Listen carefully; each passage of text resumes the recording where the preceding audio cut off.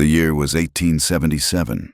The sun-baked earth of the Texas plains breathed out a fine red dust that coated everything. It coated the rough pine stockade of Fort Redemption. It settled on the canvas tops of the supply wagons. It filmed the surface of the water in the horse troughs. And it found its way into the lungs and onto the souls of the people who lived there. Fort Redemption was a lonely place, an outpost of progress, or so its commanders claimed. It sat alone in a vast sea of rolling grassland and sharp stone mesas.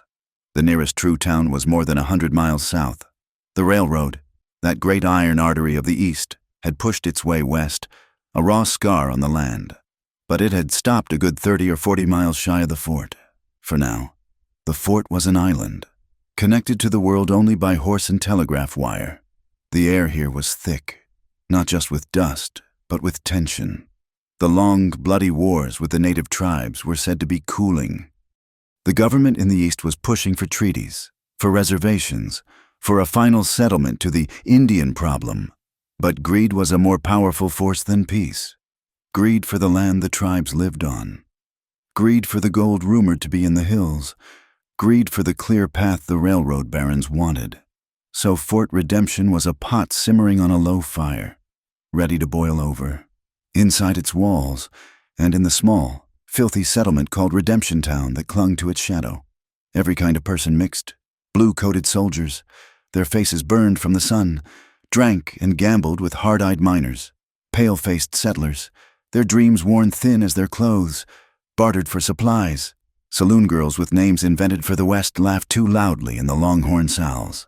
And sometimes, silent and watchful, men from the tribes, Comanche and Kiowa, would come in to trade hides, their presence a quiet challenge to the soldiers who claimed this land. It was a place of chaos, of violence, and of desperate, grasping opportunity.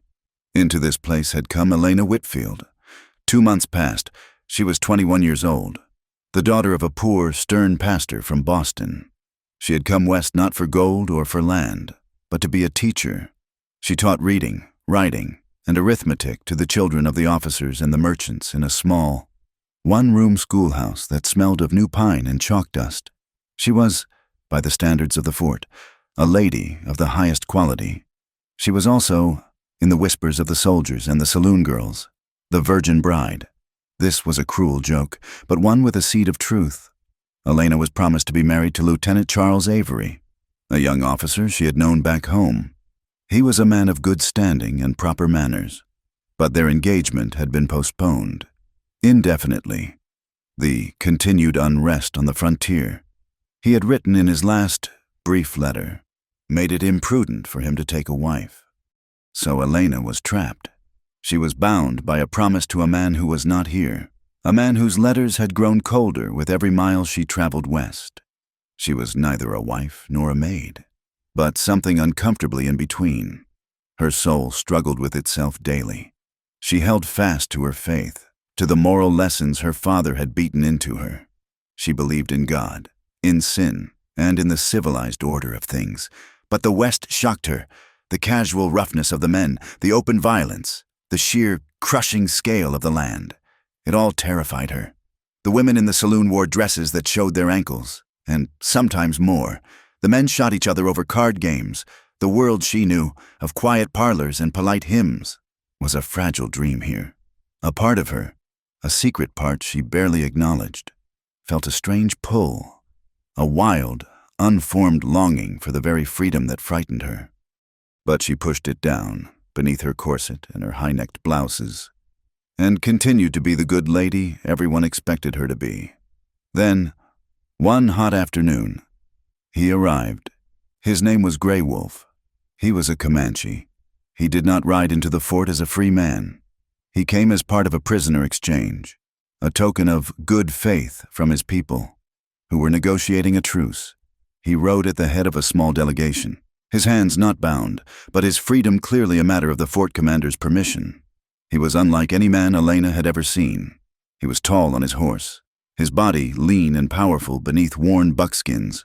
He wore no paint, but his long black hair was braided with strips of fur. His face was a map of hard living, sharp and clear. A long, pale scar ran from his left temple down to his jaw, a testament to a fight he had survived, if not won. He sat on his horse with an unnatural stillness, his back straight, as if he were a part of the stone mesas himself. But it was his eyes that held her. They were dark, and as he scanned the fort, they seemed to absorb everything and reflect nothing. They were cold, yes, but beneath the cold, Elena saw something else, a deep, hollowed-out sadness, a stillness that was not peace, but exhaustion. Grey Wolf was a man well known to the soldiers, and well hated. He was a warrior of great reputation. He was also a man hollowed out by loss. His wife and his young son, a boy of 5 years, had been killed 3 summers ago, not in a battle, but in a punitive raid on his sleeping village by blue-coated soldiers. Since that day, he had lived as a ghost, a lonely warrior. He fought when he had to, but the fire in him had burned down to cold embers. He was a man filled with a quiet rage, but he was, more than anything, tired of the killing, tired of the hate, tired of the war that had taken everything from him. Watching the Comanche delegation ride in was Colonel Nathan Beaumont, the man in command of Fort Redemption. Beaumont was in his late 40s, a handsome man who kept his uniform impeccably pressed, even in the dust. His boots were polished to a mirror's shine, and his graying hair was perfectly combed. He stepped forward to greet the delegation, his voice smooth and welcoming, the accent of a good Eastern education clear in his words. He was especially gracious to Elena when she happened to be passing. He would bow, inquire after her health, and speak to her as if they were in a Boston drawing room. He praised her civilizing influence on the rough children of the fort, but beneath the polish, Nathan Beaumont was a man made of cold iron and ambition. He saw the West not as a home, but as a stepping stone. He wanted a promotion. He wanted a general's star, and the fastest way to that star was to solve the Indian problem. He saw the Comanche, not as people, but as obstacles. Obstacles to the railroad, obstacles to the settlers, and obstacles to his career. He was more than willing to break any treaty, to bend any rule. If it gave him the just cause, he needed to wipe them out for good. If Beaumont was the polished face of ambition, Sam Kincaid was its dirty, calloused hand. Kincaid was often at the fort, though he wore no uniform. He was a large man with a thick beard, a former Confederate officer who had not found peace at Appomattox. He now worked as a bounty hunter, a scout, and a hired gun. He was, in truth, Beaumont's secret weapon. Kincaid and his band of hard men would ride out, burn a settler's cabin or steal a rancher's cattle, and leave behind a few clues, an arrow or a painted feather, to point the finger at the Comanche. He was paid in secret by Beaumont to create the shocking events and unprovoked attacks that Beaumont could then report to his superiors, building his case for a full-scale war. The reason for Beaumont's current good mood, and the reason for Grey Wolf's presence, was the rumor of a great peace treaty. Word had come from Washington. The government was tired of the endless, expensive wars. They wanted a final peace. The great chiefs of the Comanche were being gathered, and Fort Redemption had been chosen as the neutral ground for this historic meeting. This treaty was a disaster for Colonel Beaumont. If it was signed, the wars would end. The Comanche would be granted reservations. Their own land, the Army's role would be reduced to that of a peacekeeper, and a man could not win glory, could not earn promotion. By keeping the peace, Beaumont needed this treaty to fail. He needed a reason, a big reason, for the talks to break down, for the guns to come out one last time. A few days after Grey Wolf's arrival, Elena was walking across the parade ground. It was late afternoon, the sun a fiery ball in the dusty sky. She was on her way to the small post chapel for evening prayers. As she passed the small, windowless shed that served as the fort's jail, she heard the sound, the dull, sickening thud of a boot hitting flesh, followed by a grunt of pain. She stopped. 2 soldiers, young men she had seen at the Sunday services, were in the alley beside the jail. They had a native prisoner, an old man. Not Comanche, perhaps Kiowa. He was drunk, swaying on his feet. The soldiers were having sport with him. They shoved him, and when he fell, they kicked him. "Get up, you filthy heathen," one of them spat. "He stinks of whiskey," the other laughed, and kicked the man again in the ribs. Elena felt her blood run cold. This was not a fight. This was torture. She looked around. No one else was intervening. The other soldiers in the yard looked away, pretending not to see. Then she saw him. Grey Wolf was standing not 30 feet away, by the stables. He was not a prisoner in the jail, but he was not free. He was watching. His face was like carved stone, showing no emotion. But his eyes, Elena could see his eyes, and they were filled with a profound, weary contempt. A disgust so deep it went beyond anger. He was watching the civilized men at their work. Elena did not think. She acted. Her heart was hammering in her chest. But she moved forward. "Stop," she said. Her voice was thin, a bird's cry in the wind. The soldiers turned, surprised to see her. They looked ashamed for a moment, then angry. "Ma'am, this is not your concern," the first soldier said, touching his hat, but his eyes hard. "This is army business." "He is hurt," Elena said, her voice shaking but gaining strength. You cannot do this," the old man on the ground moaned. Elena, defying all her years of proper behavior, unhooked the canteen from her own belt. She knelt in the dust, her clean dress ruined, and held the water to the old man's cracked lips. He drank greedily. When the canteen was empty, she stood up.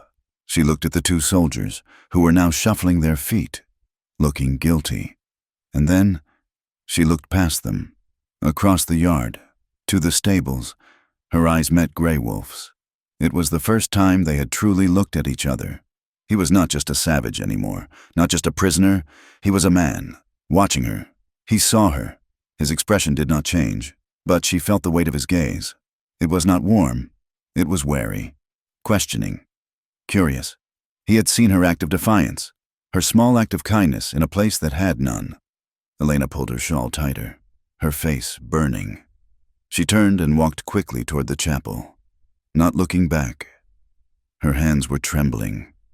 She had been taught her whole life that the Indian was a savage, a godless heathen. Her father had preached sermons about the holy war to redeem them or destroy them.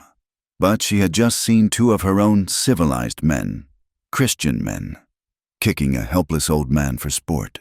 And she had seen the man they called a savage. Grey Wolf, watch with eyes that held not bloodlust, but a deep, mournful dignity. A terrible, confusing question began to form in her mind. Who, truly, was the savage in this sun-baked, God-forsaken land? She was terrified of the Comanche warrior, of his scars and his coldness. But as she hurried to the church, a different, more unsettling feeling was mixing with the fear. She was drawn to him, not to the man himself, but to the wild, unbroken honesty she saw in his eyes, an honesty that her own world, with its polite lies and its hidden cruelties, seemed to have lost entirely.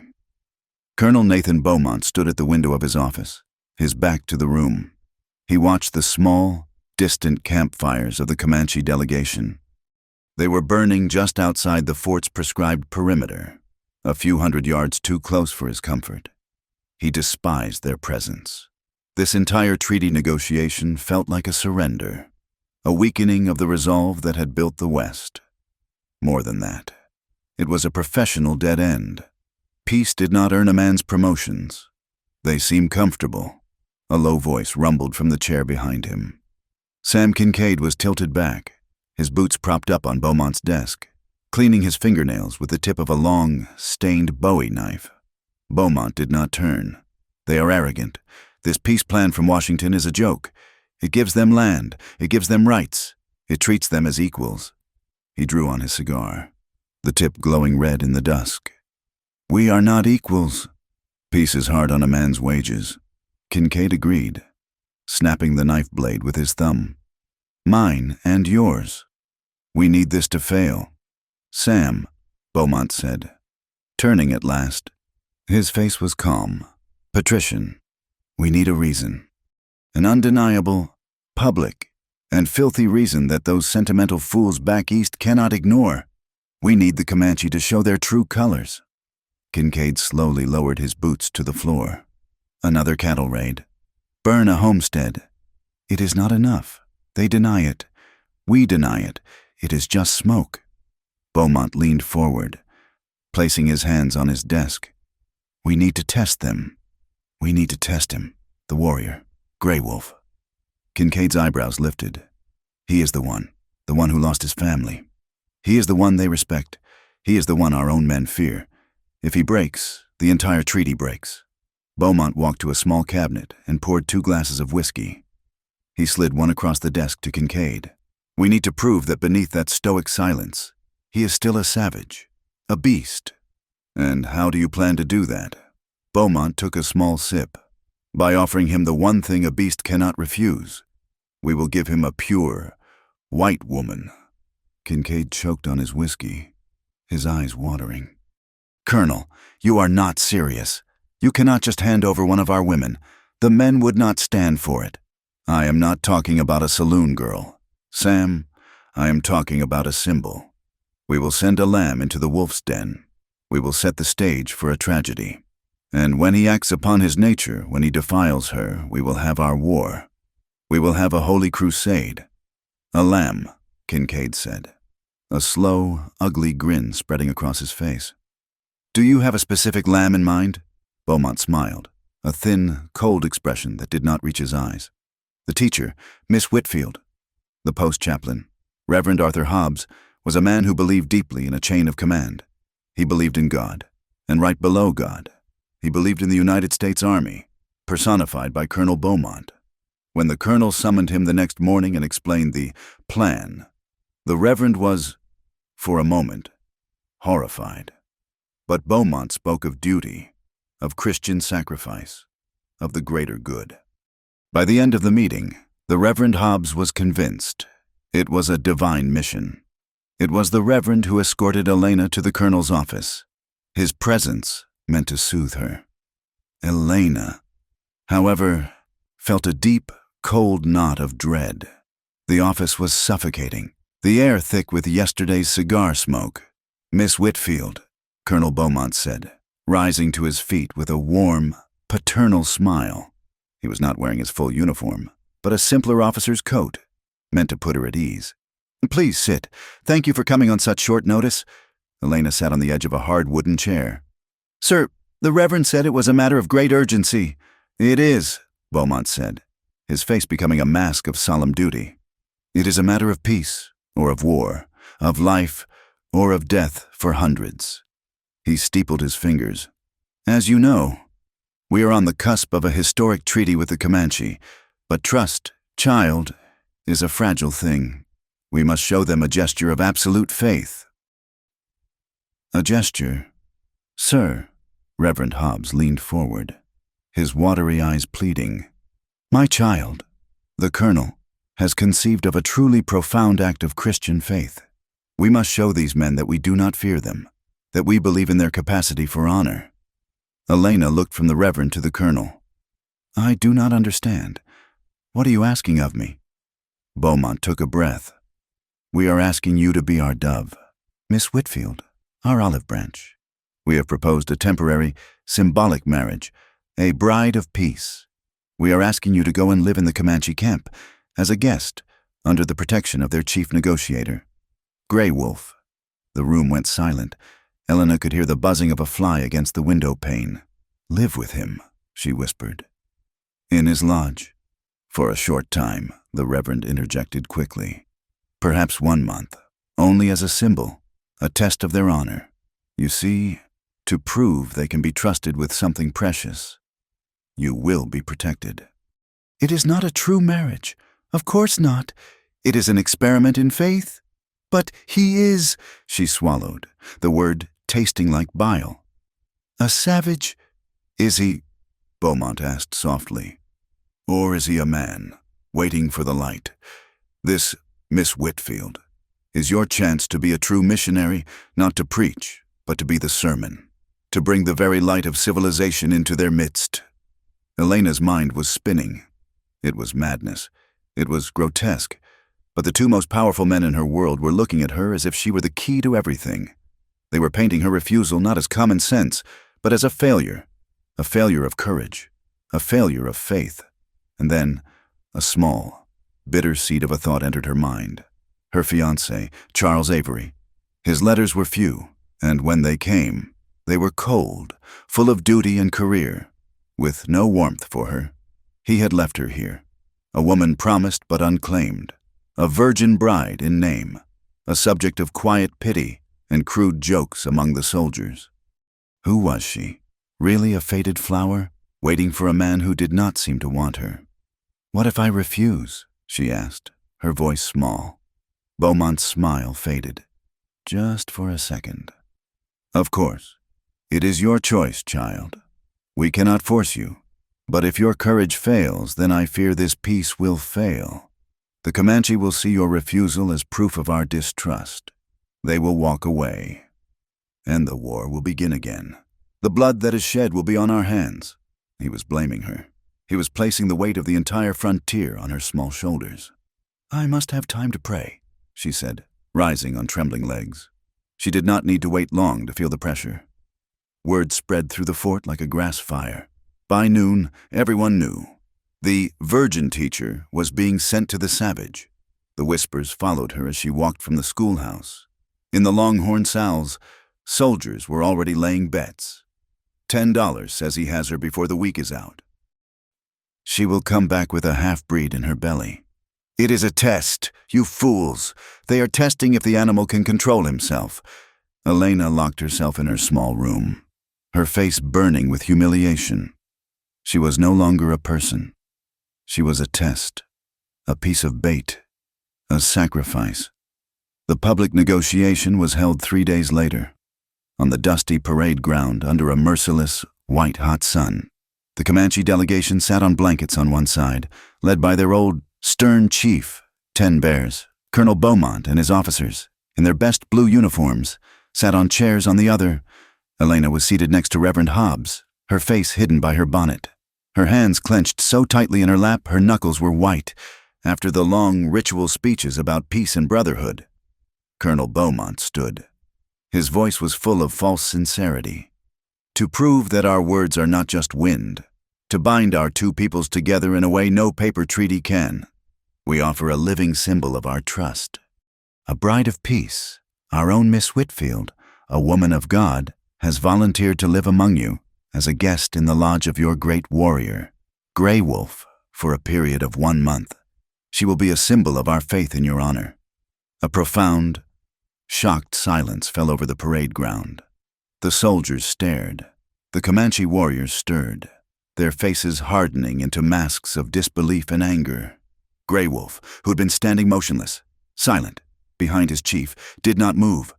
But Elena saw his hands, at his sides, slowly clench into fists. He knew. In that instant, she knew that he knew.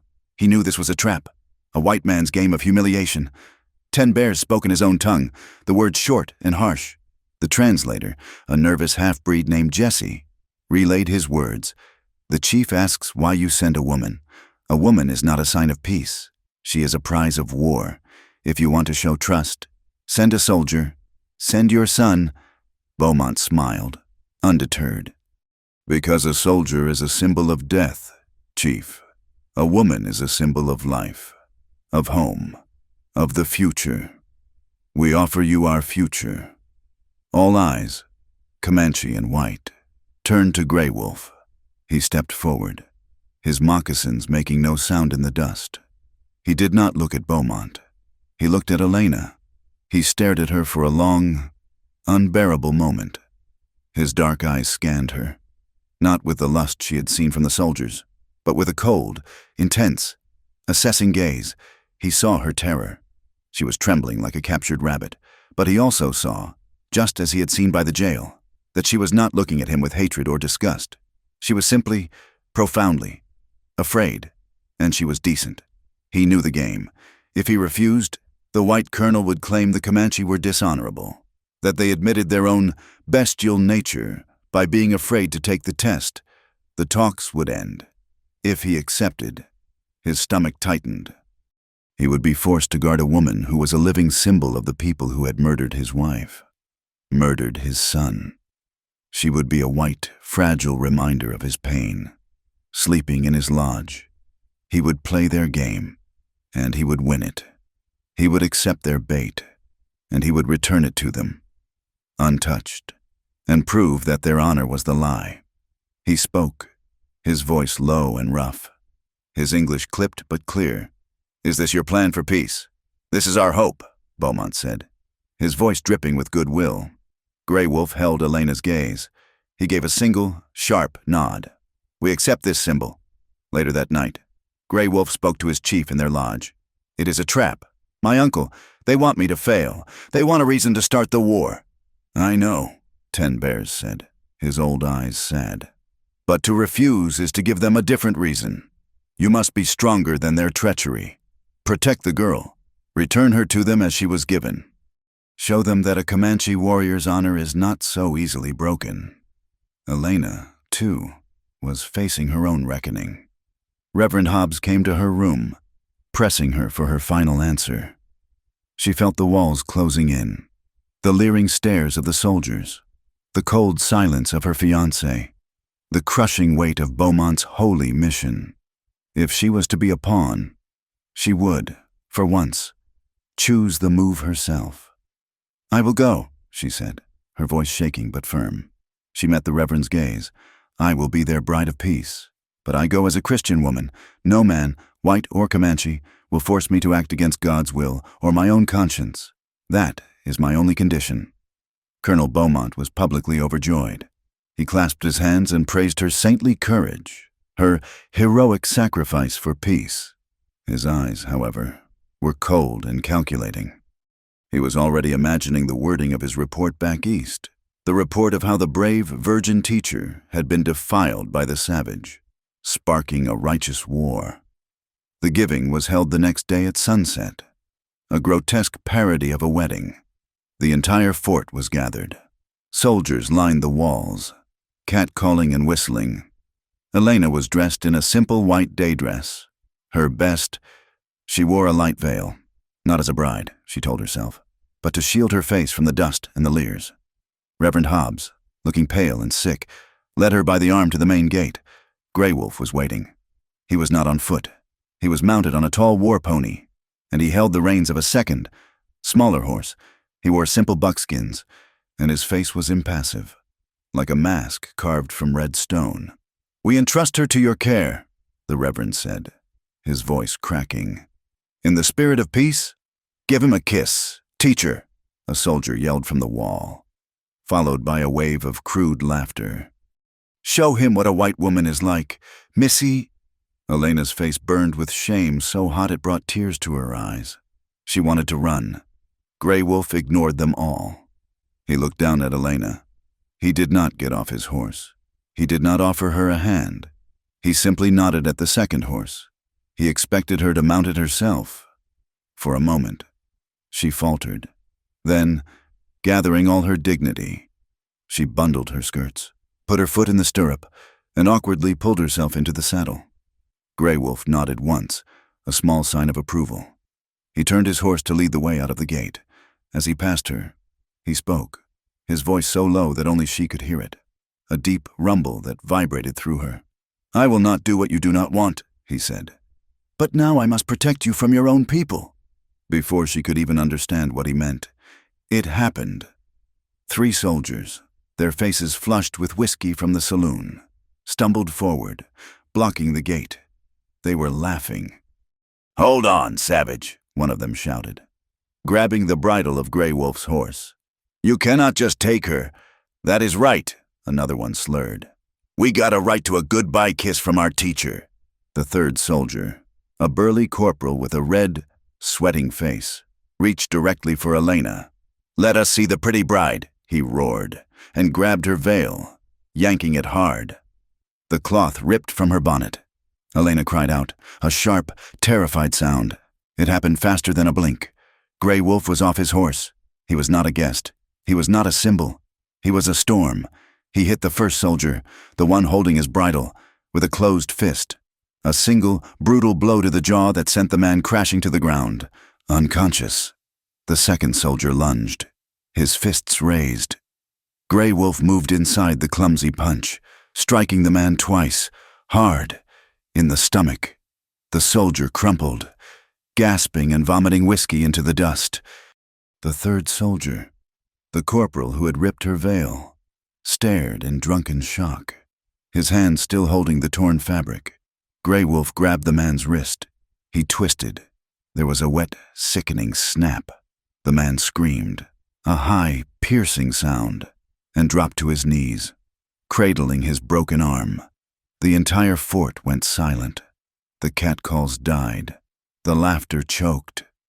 Grey Wolf stood over the three groaning men, his chest heaving. He had not drawn his knife. He had not drawn a gun. He had not needed to. He looked up, his eyes blazing, and scanned the stunned faces of the soldiers on the walls. It was a clear, cold warning. He bent, retrieved the torn piece of her veil from the dust, and calmly walked back to his horse. He mounted up in one fluid motion. Elena was frozen, her hand to her mouth, shaking so violently she could barely hold the reins. She looked at the blue-coated soldiers, her protectors, her people. They had watched. They had done this. She looked at Grey Wolf. The savage, the heathen. He was bleeding from a cut on his knuckles. He had just, without hesitation, broken a man's arm to protect her veil. To protect her, he looked at her, his dark eyes holding no triumph, only that same deep, weary exhaustion. He nodded his head toward the open gate. Without another word, Elena Whitfield gathered her reins, kicked her horse, and rode out of Fort Redemption, following the Comanche warrior into the vast, unknown, and terrifying wilderness. They rode for 2 hours, leaving the ugly scar of Fort Redemption behind them, swallowed by the dust. Elena's back ached, and her hands, gloved and sweating, were sore from gripping the reins. The official procession was a strange and tense affair.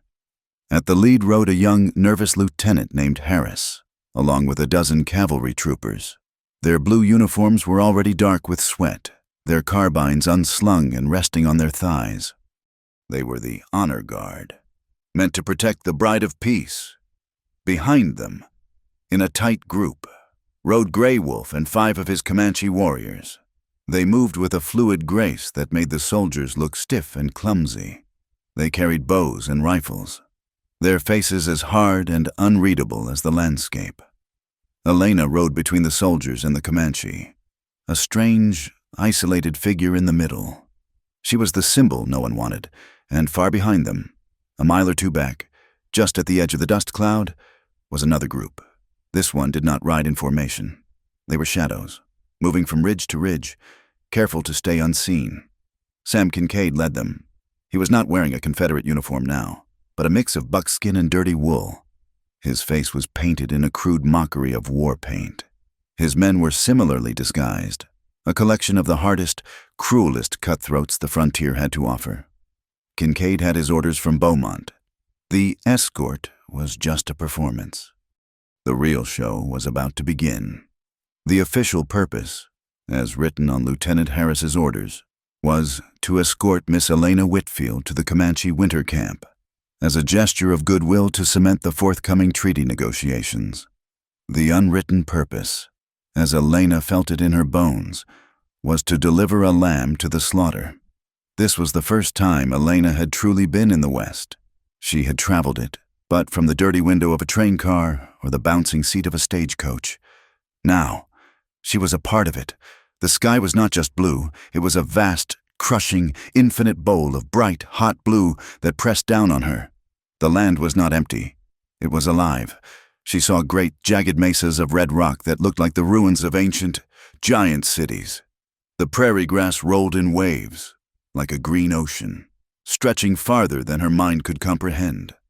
In the distance, a dark, moving cloud resolved itself into a herd of buffalo, thousands of them, their grunts carrying on the wind.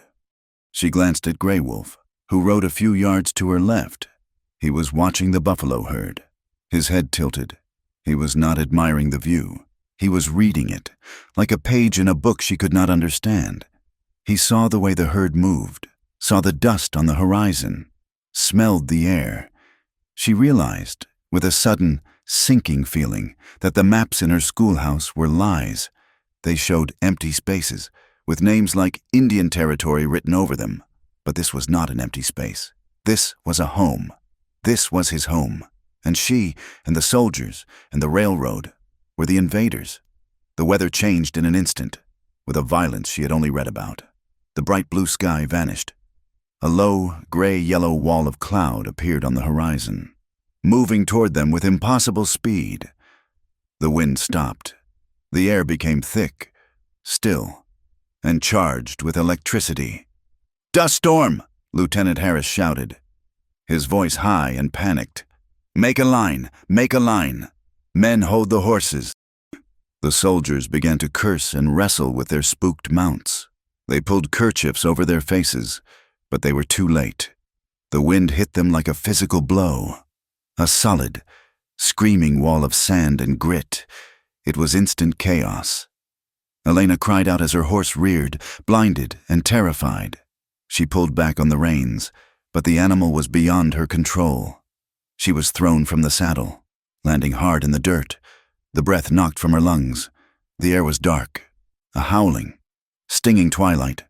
She could not breathe. She could not see. She was going to be trampled. A hand grabbed her, hard. It was not gentle. It was iron. Grey Wolf was beside her, though she had not seen him move. He had his own horse and hers by the reins in one hand, and with the other, he hauled her to her feet.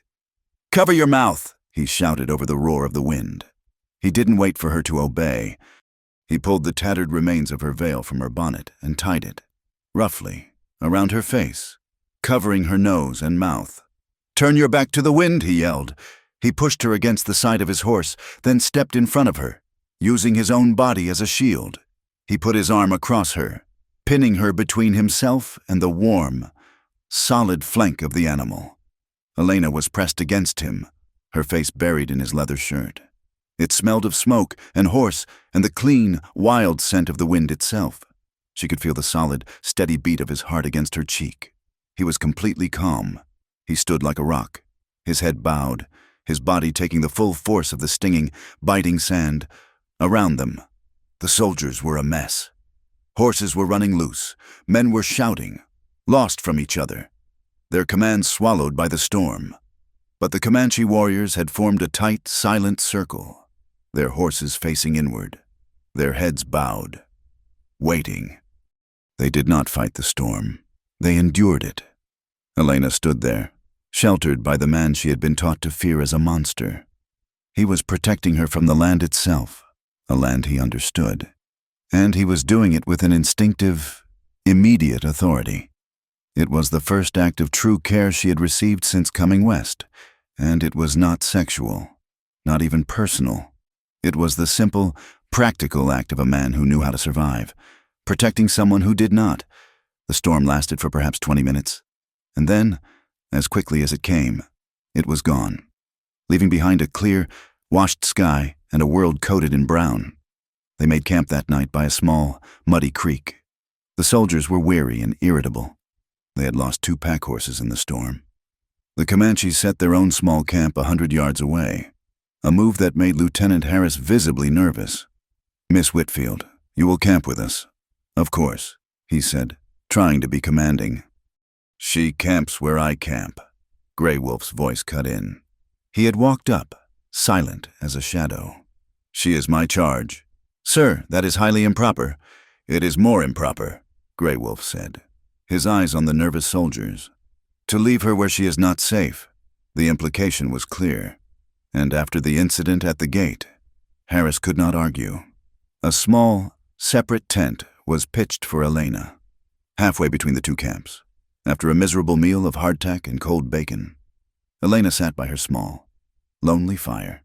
She was exhausted, bruised from her fall, and her spirit was at its lowest ebb. She felt like a bone fought over by 2 dogs. He appeared at the edge of her firelight. He did not ask to sit.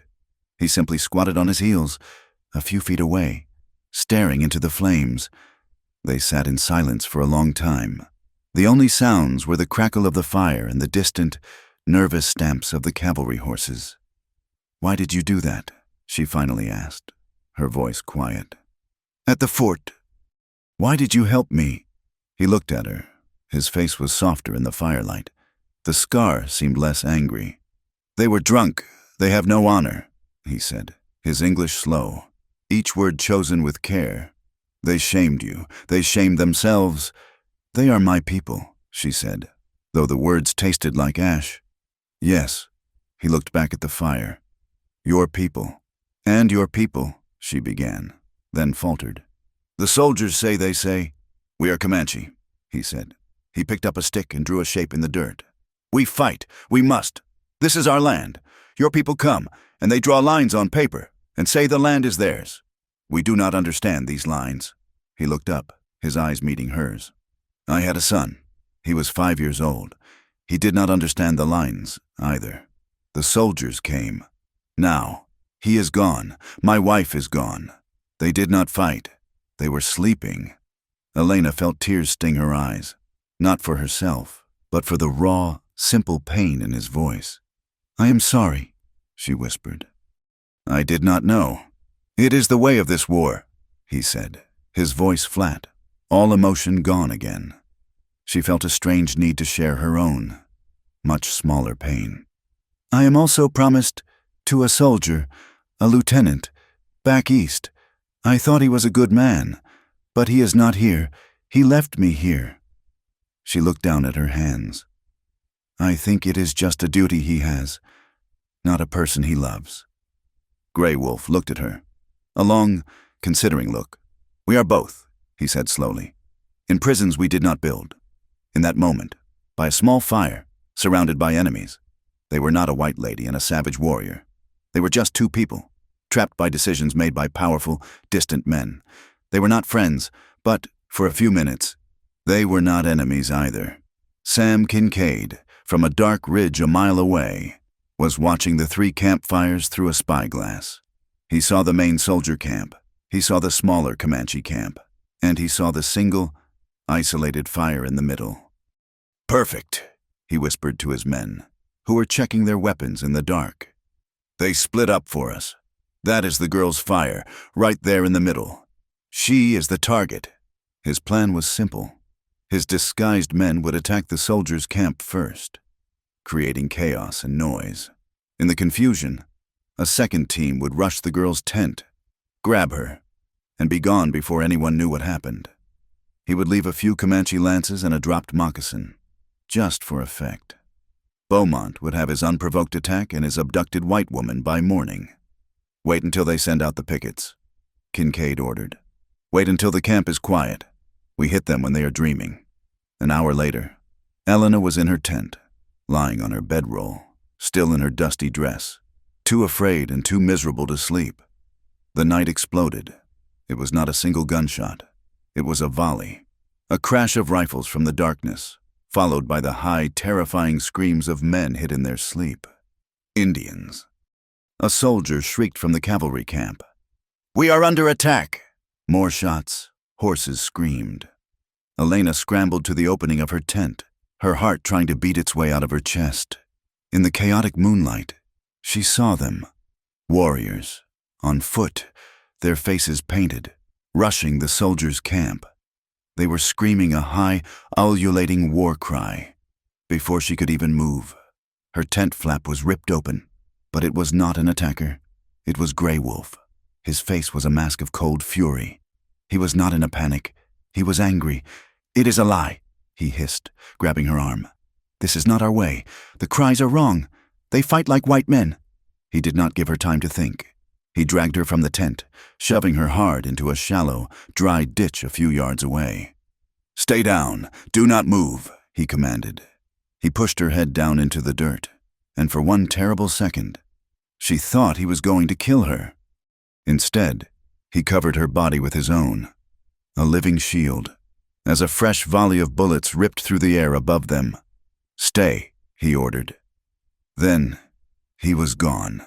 He did not run to his own men. He ran toward the fight. Elena, her face pressed into the dirt, shaking, dared to look up. The scene was pure, Hellish chaos. The soldiers were firing blindly, their camp in disarray. The warriors were among them, fighting with knives and hatchets. And then she saw Grey Wolf. He was not fighting with the attackers. He was fighting against them. She saw a young soldier, a boy she had seen in her class, with his rifle jammed, about to be knifed by one of the painted men. Grey Wolf tackled the attacker from the side. He did not kill him. He disarmed him, smashing the man's head against a wagon wheel, and then grabbed the soldier's rifle. "They are not Comanche," he roared, his voice cutting through the gunfire. "Fight them." He moved through the battle like a phantom. Elena saw him pull one of his own Comanche warriors, who had been wounded by the first volley, behind a barricade of supply crates. He shoved the rifle into the warrior's hands. Then he saw a new threat. 3 of the attackers were not fighting. They were running straight for her tent. They were the abduction team. Grey Wolf cut them off. He met them in the open, with no weapon but the knife in his hand. Elena watched. Her heart stopped. It was not a fight. It was a butcher. He was a different man. He was not the quiet, sad person from the campfire. He died. He moved with a speed that was not human, and in a blur of motion. All 3 men were on the ground, and Grey Wolf was standing over them, his chest heaving, his knife dripping in the moonlight. The remaining attackers, seeing their leaders fall, broke. They ran, disappearing into the darkness as suddenly as they had appeared. The fight, from start to finish, had lasted less than 5 minutes. The silence that fell was worse than the noise. It was filled with the groans of the wounded. Elena climbed slowly from the ditch, her legs numb. Her mind could not process what she had seen. The image of the savage was gone, shattered. In its place was the image of a man who had fought to protect everyone. He had saved the soldier. He had saved his own man. And he had, with terrifying, brutal violence, saved her. Grey Wolf was standing over one of the attackers he had killed. He kicked the body onto its back. Lieutenant Harris, his face pale and sick, walked over, a pistol smoking in his hand. "My God," Harris whispered. "He is white." Grey Wolf knelt and wiped the crude paint from the dead man's face. Beneath it was a pale, bearded white man, a cavalry sergeant, an old, grizzled veteran, knelt beside Grey Wolf. He pointed at the dead man's feet. "Look at this, sir." The man was wearing moccasins, but underneath, he had on standard-issue army boots. The sergeant picked up the man's rifle. "And this here is a Spencer repeater, brand new, not the old trade muskets." Grey Wolf stood up. He looked past the sergeant, past the lieutenant, and into the darkness toward Fort Redemption, dozens of miles away. His face was cold, and his eyes were filled with a terrible, certain understanding. Elena, her hands wrapped around herself, watched him. She, too, was beginning to understand. The men who had just tried to kill her, the men who had just tried to abduct her, were not Comanche. They were her own people. The lie was not in the wilderness. The lie was back at the fort. The conflict in her soul was no longer a small, quiet question. It was a roaring fire. Her loyalty to her race, her country, her civilization, was at war with the truth she had just seen with her own eyes. And she was standing on the wrong side. The journey to the main Comanche camp took 2 more days. The small cavalry escort, led by a visibly shaken Lieutenant Harris, had remained with them after the ambush. But the mood was no longer one of official duty. It was tense, filled with suspicion. Harris and his men had seen the army boots on the dead attackers. They knew a terrible lie had been told. But they were soldiers, and they did not know what to do with the truth. At the fork of the Red River, the trail split. Harris rested on his horse. "Miss Whitfield, my orders are to see you to the camp, but after last night," he looked at Grey Wolf, his expression a mix of fear and a new, grudging respect. "Colonel Beaumont must be informed of this deception. You will ride back to your fort," Grey Wolf said. It was not a request. "You will tell your colonel what you saw. Tell him his dogs are dead." "And Miss Whitfield?" Harris asked, his duty warring with his fear. "She is my charge. She is safer with us than she was with you," Grey Wolf said. Harris looked at Elena. She simply nodded, her face pale but set. She had made her choice in the night. The soldiers, her protectors, were the ones who had set the trap. The man they called Savage had been the one to spring her from it. Harris, seeing he had no authority here, gave a curt, clumsy salute, wheeled his horse, and led his men away, riding fast toward Fort Redemption, carrying a truth that he knew his commander did not want to hear. Elena was now truly alone, surrounded by 5 Comanche warriors, leagues from any white settlement. Yet, for the first time since arriving in Texas, the knot of fear in her stomach had eased. They rode into the valley of the winter camp at sunset. The place was hidden, sheltered by high red cliffs that shielded it from the wind. Elena had expected a small, dirty cluster of tents, as depicted in the lurid newspapers back in Boston. What she saw took her breath away. It was a village. Hundreds of painted teepees, tall and graceful, were arranged in a great circle. Thousands of horses, a living, moving sea of brown and black and white, grazed on the rich valley grass. The air did not smell of filth. It smelled of clean wood smoke, of roasting meat, of sage. Dogs barked. Children, naked and laughing, chased each other through the camp. Women, in beautifully decorated leather dresses, worked hides, their voices rising and falling in conversation. It was not a camp. It was a home. It was organized. It was busy. It was alive. Their arrival stopped everything. The laughter of the children died, the women's hands still. Everyone turned to watch as their warriors returned, bringing a white woman, dressed in a torn and filthy white woman's dress, into their circle. Gray Wolf ignored the stares. He rode through the center of the camp, his back straight, Elena following close behind. He led her to a large, well-kept teepee near the center. An old woman, her face a beautiful, intricate map of wrinkles, stood waiting. She was straight as an arrow. Her black hair, though threaded with gray, was thick and long. Her eyes were as dark and sharp as Gray Wolf's. He dismounted and spoke to her in the low, flowing Comanche tongue. The old woman, Stone Woman, his mother's sister, looked at Elena. It was not a welcoming gaze. It was a cold, thorough inspection, the kind one gives to a horse, checking its teeth and its legs for any weakness. Elena, her skin prickling, felt the weight of hundreds of eyes. The women murmured, their voices low, their expressions hard. She was an alien, a curiosity, a threat. She was the enemy, delivered to their doorstep. A young warrior, tall and muscular, his face arrogant and handsome, strode forward. He carried a new repeating rifle, a sign of his status. This was Black Coyote. He spoke loudly, his voice full of contempt, and jabbed a finger toward Elena. He was not speaking to her, but to Gray Wolf, challenging him before the entire camp. Elena did not need to understand the words. The sneer was universal. Gray Wolf turned, his hand falling to the knife at his hip. His reply was low, a dangerous rumble, like stones shifting. Black Coyote's face darkened. He spat on the ground, the dust landing near Elena's feet, in a movement so fast it was almost invisible. Gray Wolf crossed the space between them. He did not draw his knife, but his hand was on the hilt, and his face was a mask of cold death. The entire camp tensed, a collective intake of breath, before blood could be spilled. Stone Woman barked a single, sharp command. The word was like a whip. The two warriors froze. Black Coyote held Gray Wolf's murderous gaze for a second longer. Then, with a final, contemptuous sniff, he turned and stalked away. But his eyes, as he left, promised that this was not over. Gray Wolf slowly let his hand fall from his knife. He turned to Elena, his composure restored.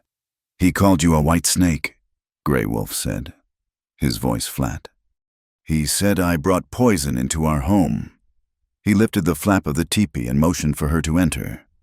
Elena hesitated, then ducked inside. The interior was surprisingly large and clean. A small, smokeless fire burned in a clay pit in the center. On one side of the fire, a large, thick pile of buffalo robes was laid out.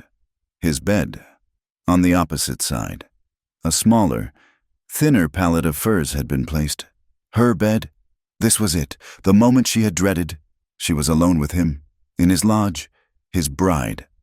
Her heart began to hammer against her ribs.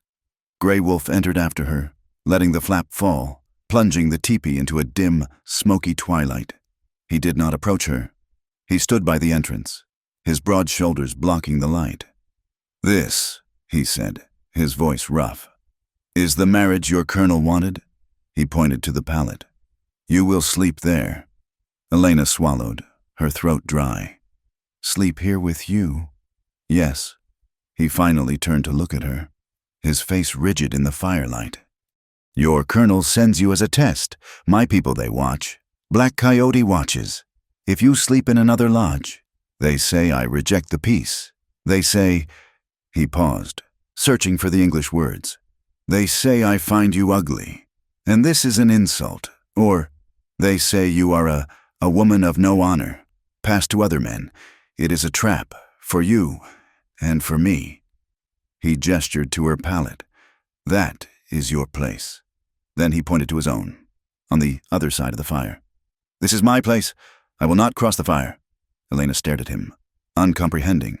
He was setting a boundary, a safe boundary. You will not," she whispered, unable to say the word that had haunted her for days. His face hardened. "I will not touch you," he said, the words sharp. "I will not claim you. This is not a marriage of the body. This is a duty. I must protect you from my people. I must protect you from your people.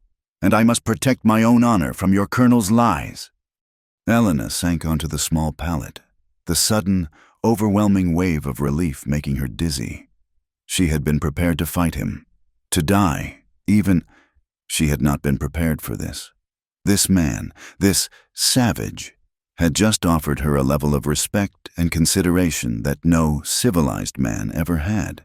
Her own fiancé, Charles, in his polite, distant letters, had always spoken of her as a possession he would one day collect. The soldiers at the fort saw her as meat. Grey Wolf, the man she was sent to test, saw her as a human being, trapped in the same snare as he was. A strange, baffling warmth spread through her chest, a feeling so foreign she could not name it. It was gratitude, but it was more than that. It was respect. The days that followed were the strangest of her life. Stone Woman took charge of her education. She was a harsh, impatient teacher. She did not coddle Elena. She woke her at dawn. She tossed Elena a pair of soft, beaded moccasins after pointing at her impractical, high-buttoned boots and laughing. She set Elena to work. Elena learned to grind corn on a flat stone, her soft Boston hands blistering and cracking. She tried to scrape a deer hide and ruined it, earning a sharp scolding from Stone Woman that needed no translation. The children of the camp, at first cautious, now found her a source of great amusement. They giggled as she fumbled with her tasks, her fine dress stained with grease and dirt. But Elena, stubborn and desperate to prove she was not the white snake Black Coyote called her, did not give up. She learned to mix the cornmeal with water and berries, patting it into small cakes to cook on a hot stone. She learned which plants to gather sage for ceremonies, and a bitter root for headaches. And she listened. In the evenings, she sat in the back of the lodge, quiet as a mouse, while Stone Woman told stories to the grandchildren. They were not the simple fables Elena had expected. They were complex, beautiful, and sometimes terrifying myths about the Creator, about the first Comanche, about the trickster, Coyote, and the great eagle. She was not just learning a list of tasks. She was witnessing a complete, rich, and ancient culture, one her own people were trying to erase from the earth. Grey Wolf was a distant presence. He left before she was awake and returned long after dark. He was hunting, or on patrol, or in council with the elders. He seemed to be avoiding the lodge. He seemed to be avoiding her, but he was watching. He was in the council lodge when Stone Woman, in her dry, crackling voice, reported on the white woman. "She is not strong," his aunt had said, "but she is not weak, either. She learns. She does not complain, and the children begin to like her. She sings them a song, a soft, strange song from her own people. He would return to his lodge and find her asleep on her pallet, her face smudged with soot, her hair coming loose from its tight bun. He would feel a strange, dangerous pull. He saw her kindness to the children. He saw her respect for his aunt. He saw the quiet, determined bravery she showed every day, just by existing in this hostile world. She was not a symbol. She was a woman.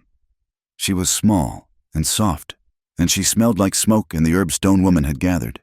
He felt a hollowness inside him, an ache for the wife he had lost, for the easy, warm laughter that had once filled his teepee. This woman, this Elena, she was a flickering candle in that cold, dark space, and he stamped it out. He hated himself for it. She was a tool of his enemies. She was a trap. To feel anything for her was to betray his wife's memory. It was to be the fool Beaumont believed him to be. So he grew colder, more distant. He spoke to her only when he must, his words clipped and harsh. Then the storm came. It was not the dry dust storm of the plains. This was a true Texas thunderstorm, a violent, sudden deluge.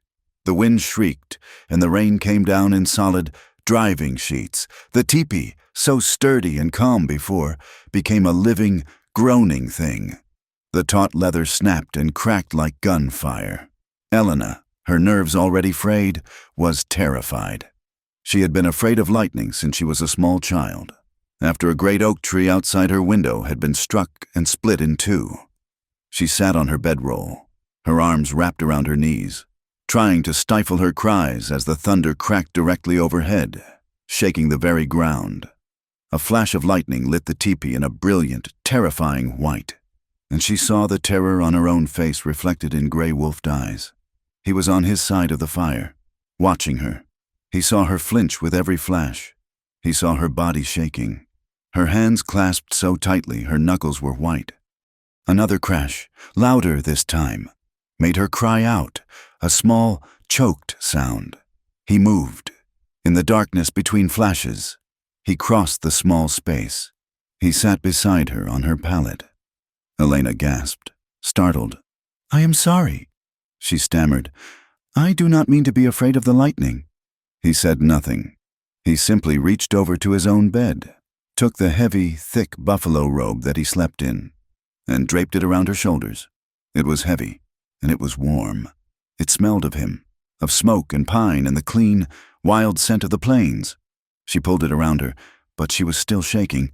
He hesitated. He could feel her fear, a living thing in the small, dark space.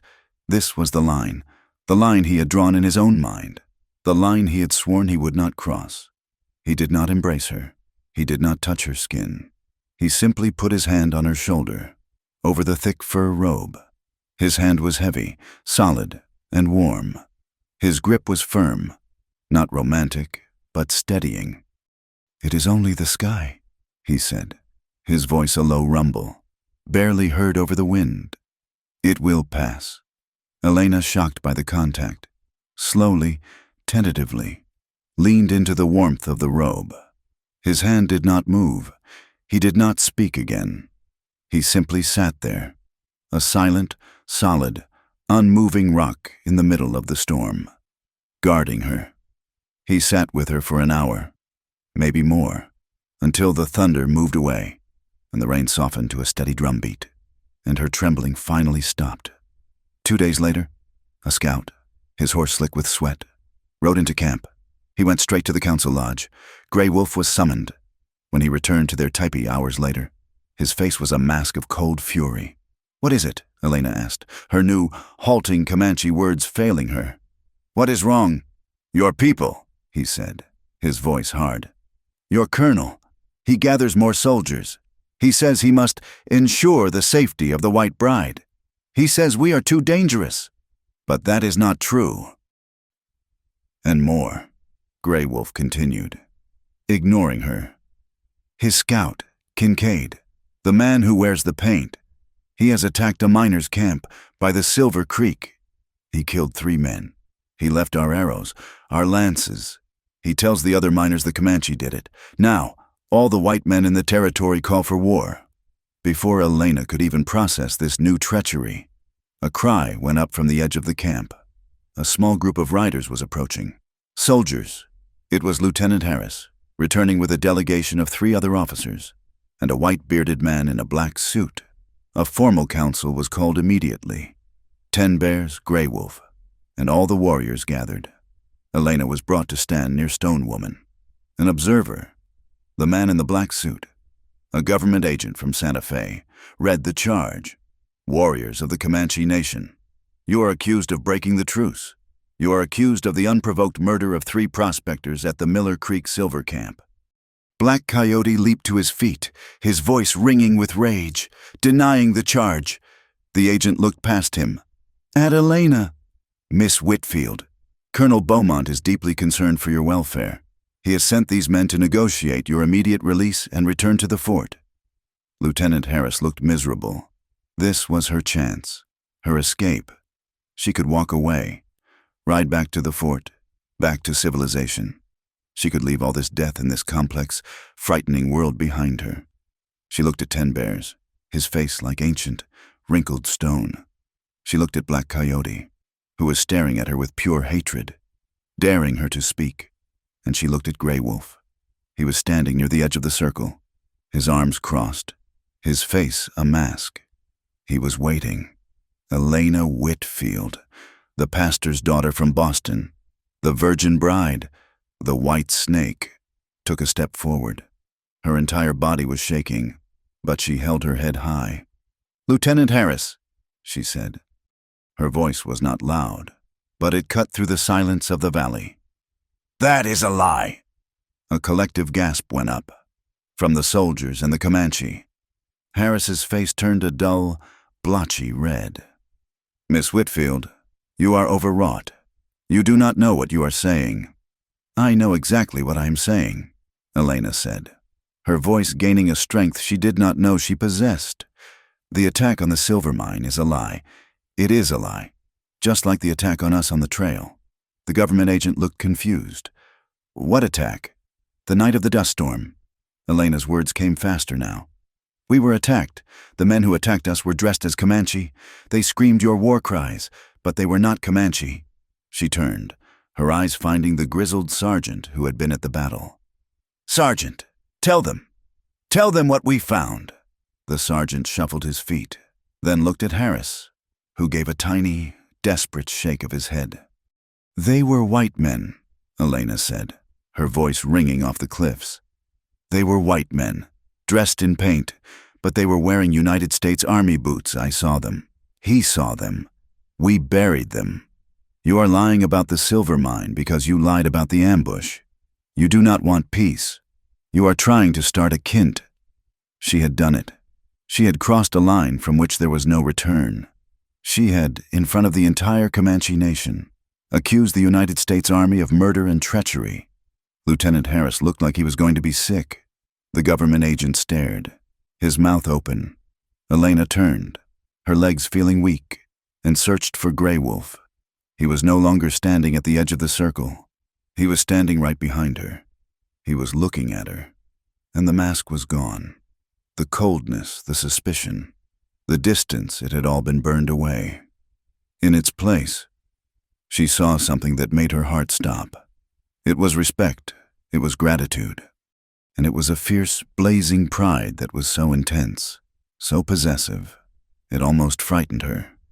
He had been sent a test, a lamb to judge. He had been given a lion. The silence that followed Elena's accusation was absolute, heavier and more profound than the vast sky above them. The government agent, a man named Thorne, stared at her, his jaw slack. Lieutenant Harris looked as if he were about to be physically ill. Even 10 Bears and the Council of Warriors were still stunned by the white woman's raw courage. Grey Wolf, standing just behind her, was a pillar of stone, but his presence was an answer. He was with her, missed her. Thorne was the first to recover, smoothing his black suit jacket. Miss Whitfield, he said, his voice regaining its oily, political smoothness. You are clearly not yourself. You have been through a terrible ordeal. You are overwrought. I am overwrought because I have seen the truth, Elena countered, her voice shaking but not breaking. Sergeant, I ask you again. Tell this man what you found on the bodies. Tell him you saw the army boots." The sergeant looked at the ground, then at Lieutenant Harris, his face a miserable knot of fear and duty. "Sir, the lady, she is not wrong." Harris closed his eyes, his face ashen. The agent, Mr. Thorne, looked from the sergeant to the lieutenant, his eyes narrowing.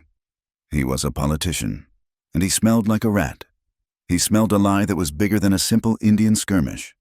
"Lieutenant," Thorne said, his voice now cold, "our mission here was to retrieve Miss Whitfield. It seems she does not wish to be retrieved, and you have reports to file. We will return to Fort Redemption immediately." The delegation of soldiers turned, mounted their horses with clumsy, nervous haste, and rode out of the valley, leaving a cloud of dust and an even heavier silence behind them. The news of Elena's defiance and the failed ambush reached Colonel Nathan Beaumont before sunset, carried by a furious Lieutenant Harris and a deeply suspicious Agent Thorne. Beaumont was forced to maintain his composure in front of Thorne, his face a mask of deep concern and shock at the revelations. He dismissed Elena as a hysterical victim. Gone native, her testimony tainted by the trauma and the subtle manipulations of the savage. He promised Thorne a full investigation into the ambush, while skillfully underscoring the agent's attention to the more pressing matter of the murdered miners. But after Agent Thorne had retired to the fort's guest quarters, and Beaumont was alone with the empty whiskey bottle in the darkness, the mask came off. Sam Kincaid was sitting in the corner, where he had been waiting, silent, for the entire report. "The girl is a problem," Kincaid rumbled, his voice like gravel.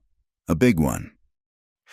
"She is not a problem," Beaumont hissed, his polish cracking.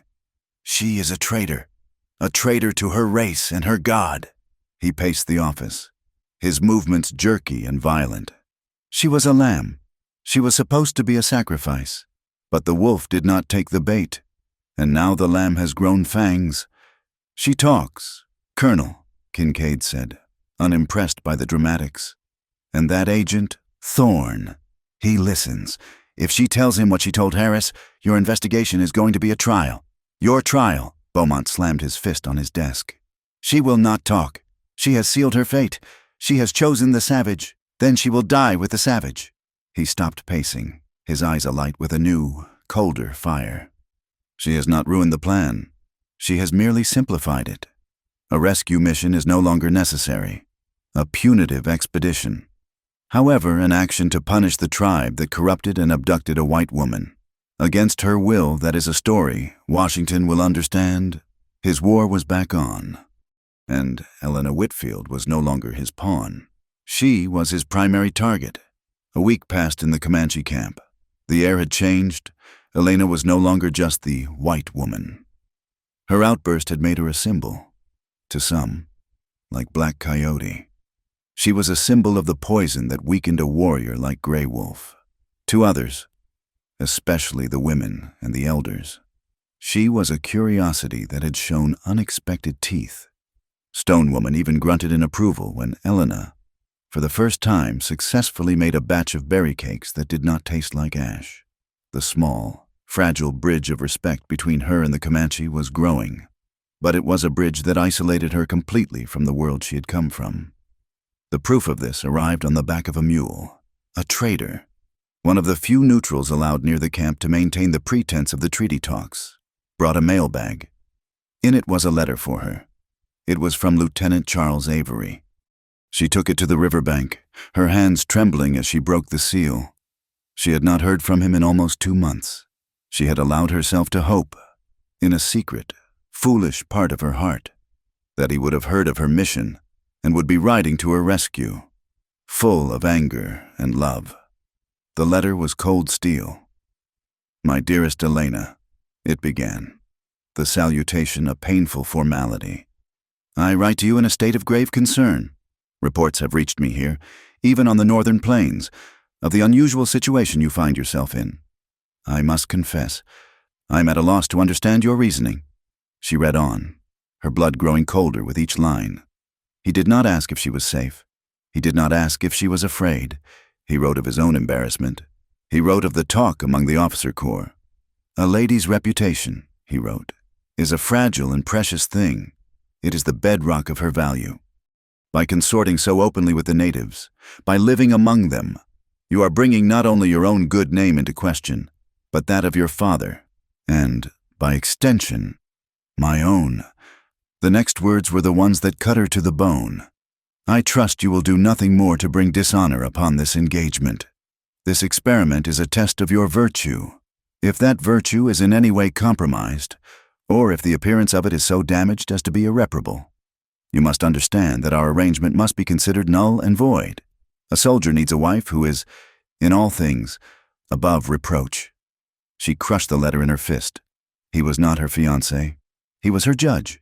He was not worried about her life, but her reputation. He saw her as a piece of property that might be damaged. He, Colonel Beaumont, the Reverend, her own father, they were all the same. They had all used her. They had all, in their own way, sent her out to be sacrificed. She felt a profound, bottomless despair, a loneliness so complete it was a physical ache. She had no one. She had burned her bridge to the white world, and she did not belong in the new one. Her faith, the solid rock she had built her life upon, was fracturing. The God of her father, the God of obedience and rules, seemed very far away. A new, terrifying, and demanding faith was taking its place, a faith in the truth, a faith in what she had seen with her own eyes, and that faith had a name. It was not God, it was Grey Wolf. The camp was simmering with its own conflict. Beaumont's new, aggressive patrols were visible from the cliffs. His soldiers were pushing closer every day, a line of blue, choking the valley. The Comanche scouts reported that the wagon trails were full of new soldiers, new guns. The peace was a lie, and war was coming. And the cause of it, in the eyes of many, was the white woman in Grey Wolf's teepee. Black Coyote found Grey Wolf by the horse herd, where he was checking a new colt's hoof. He did not come alone. He brought 5 other young warriors, men who, like him, were tired of the old men's peace and hungry for a war they had been trained for. "The soldiers come closer," Black Coyote said, his voice loud for all to hear. He spat on the ground. "They come for the white snake, the one you keep in your teepee." Grey Wolf did not look up. He continued to soothe the colt, running a hand down its leg. "She is not a snake. She is a weakness." Black Coyote took a step closer. "You were a warrior, the wolf, the ghost. Now you are a nursemaid to a white woman. You let her speak in council. You let her defy the soldiers, and her defiance brings them to our door. You are soft. She has bewitched you." Grey Wolf slowly stood, his full height.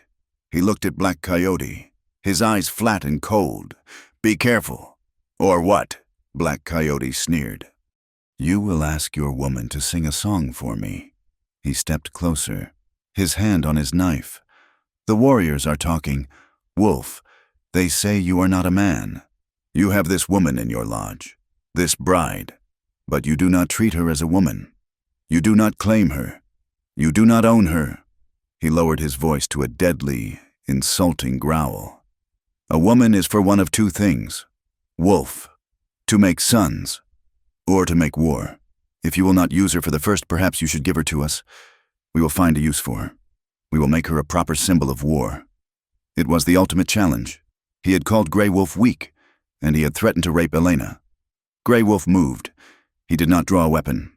He simply struck, his open hand a blur of motion, a slap across Black Coyote's face that sounded like a rifle shot. It snapped the younger warrior's head back and sent him staggering. The other warriors tensed, their hands on their weapons.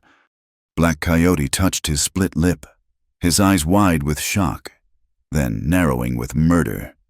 "You speak of her as a thing," Grey Wolf said, his voice low and shaking with a rage that terrified the men around him. "You speak of her as a piece of meat. You speak like the white men who killed my wife. You say she is a weakness, that woman, with no weapon, stood in front of the soldiers and spoke the truth. She showed more courage than any of you who whisper in the shadows." He stepped toward Black Coyote, who involuntarily took a step back.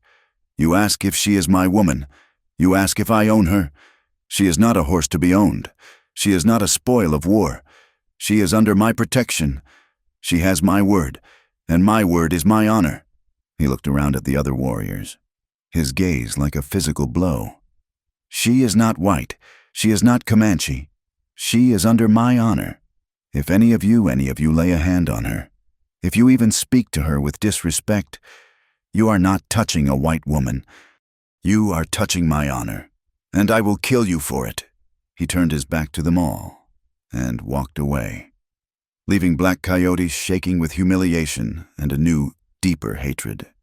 Elena had learned much in the previous weeks, including the value of trade. She had befriended a young Comanche girl named Little Wing, who had lost her family and was now cared for by Stone Woman. Little Wing was shy, but her eyes were bright and curious. She was fascinated by Elena, and Elena, in her loneliness, was grateful for the simple, human contact.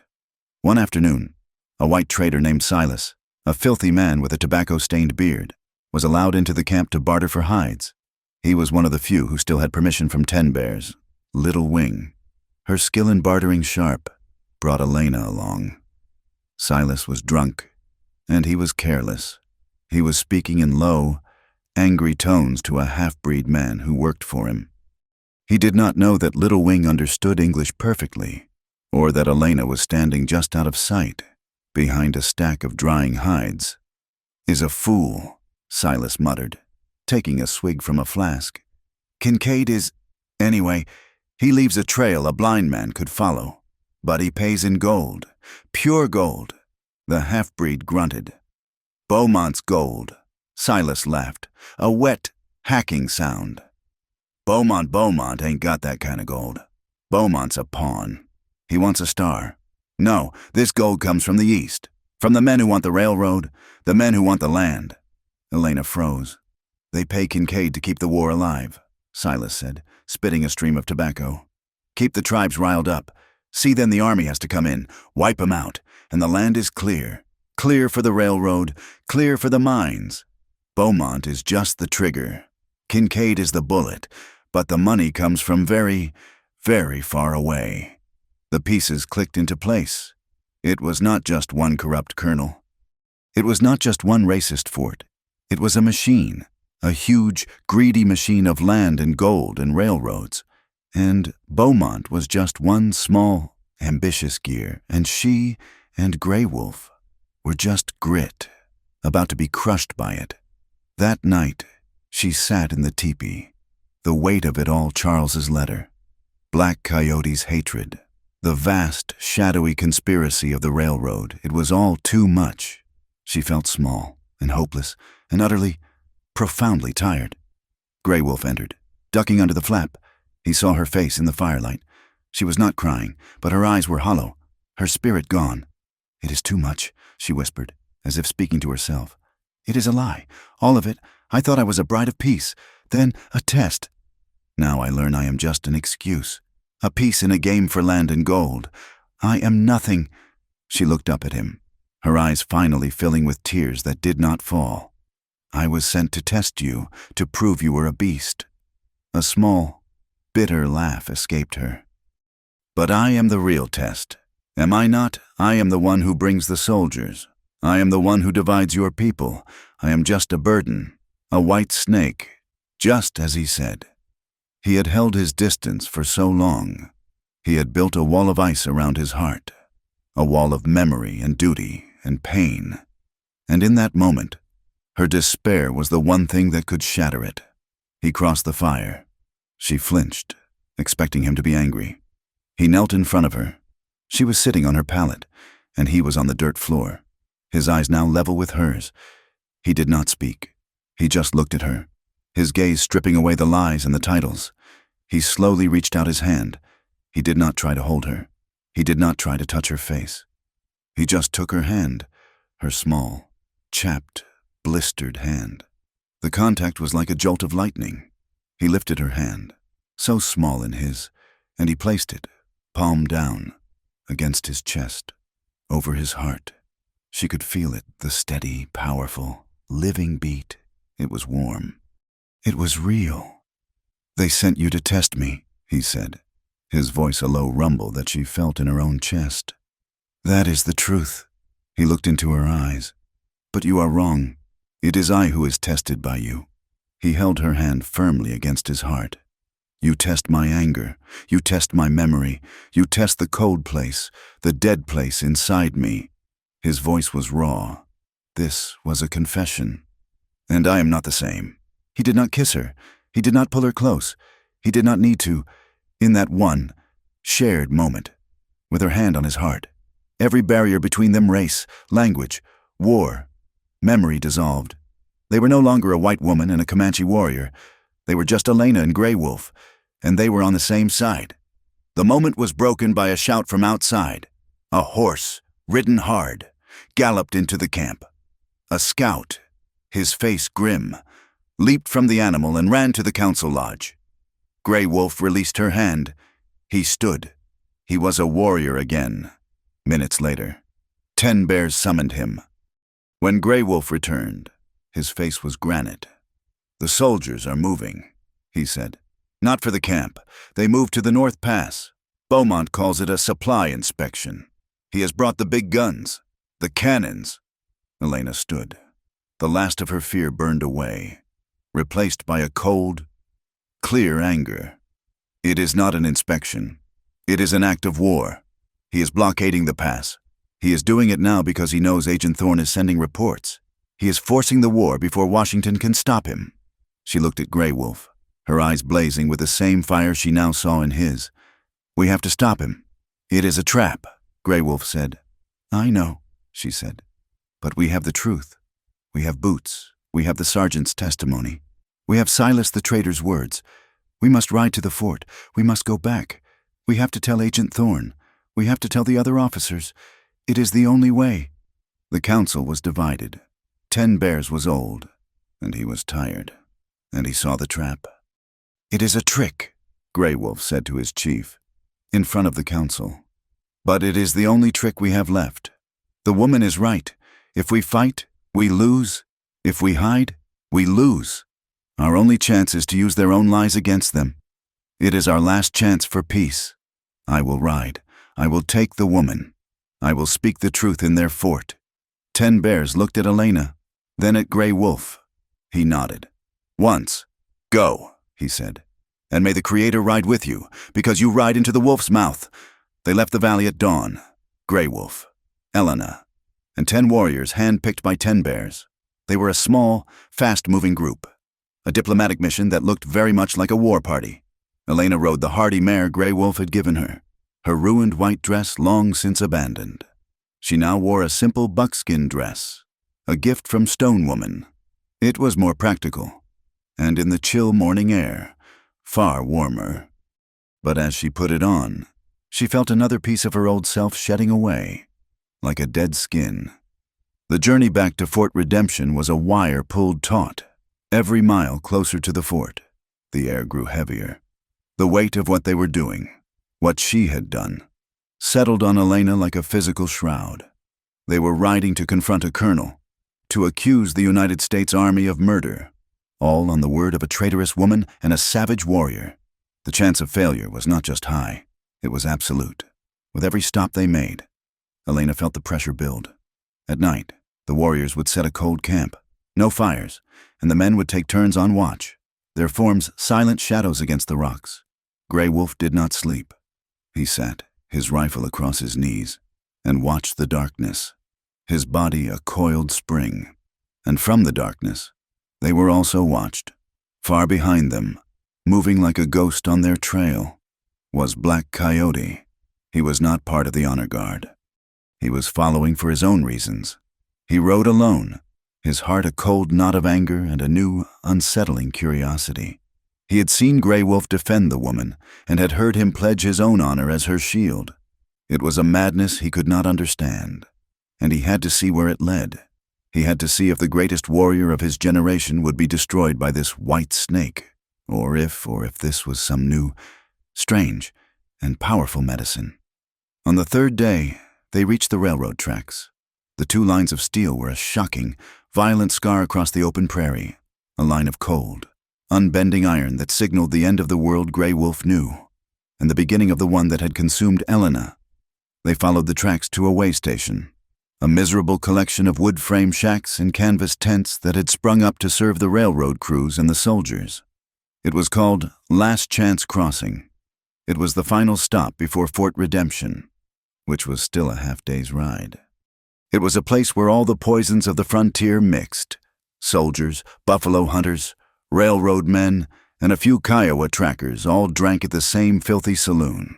When Grey Wolf led his party into the town, it was as if a scythe had cut through the noise. The fiddle music from the saloon stopped. Men, their faces hard and bearded, stepped out onto the boardwalk, their hands on their guns. They saw the Comanche warriors, and then they saw her.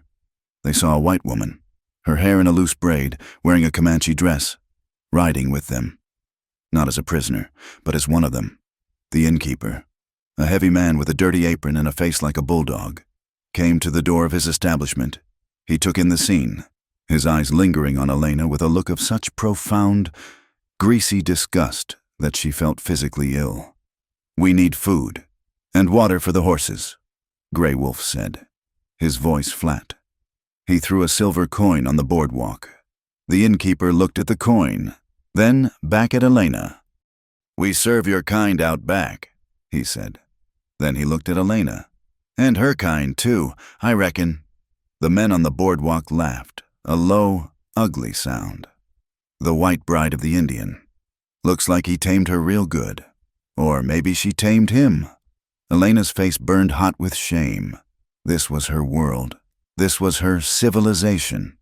The men sneering at her were the men she was raised to believe were her protectors. She felt a wave of self-loathing and humiliation so deep it made her dizzy. She was an outcast, a creature, a thing to be gaped at. Grey Wolf ignored them. He took the horses to the trough himself. He posted 2 of his men on the roof of the stable, their rifles visible.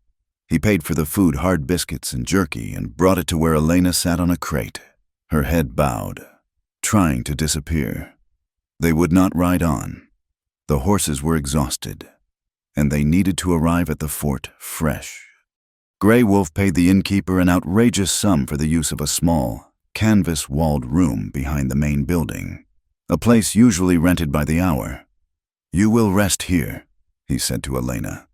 "It is not safe to be seen." The room was suffocating. It was barely 8 feet square, with a dirt floor, a rickety cot, and it smelled of old whiskey and sweat. Grey Wolf stood outside the door, his arms crossed, an immovable guard, while his men settled in the stables. As the sun went down, the sounds of the saloon grew louder. The fiddle started again, along with the harsh, drunken laughter of men. Elena sat on the cot in the darkness, her body shaking. The full weight of her choice had finally landed. She was a traitor. The word echoed in her mind. She had betrayed her race. She had betrayed her faith. She had betrayed her family, her father, her fiancé. She thought of Charles's letter, his cold, clinical rejection. He was worried about her reputation. And what was she doing? She was about to ride into a military fort to accuse a decorated colonel of treason, all to protect a people who were not her own, all to defend a man who was, by every law of her society, her sworn enemy. A sob, hot and ragged, tore its way out of her chest. It was not a quiet, ladylike cry. It was a breakdown. The tears she had held back for weeks, the tears of fear, of shame, of loneliness, of profound, aching confusion, they all came at once. She was crying into her hands when the canvas flap lifted. Grey Wolf stood in the doorway, a dark silhouette against the torchlit yard. He had heard her. He stepped inside and let the flap fall, plunging the tiny room into near total darkness, lit only by the faint, smoky moonlight that filtered through the canvas. "You are afraid," he said. It was not a question. "I am a fool," she wept, her voice thick and broken. "I am a thing for everyone to use." She looked up at him, her face streaked with tears and dirt. "Do you know what I thought when I first saw you, when I was told I was to be your bride?" He just watched her, his face impossible to read in the gloom. "I was raised to believe She stumbled, the confession pouring out of her. "I thought you were a beast, a savage. I thought God helped me. I thought I was on a mission. To tame you. To prove that my God, my world, was stronger than you."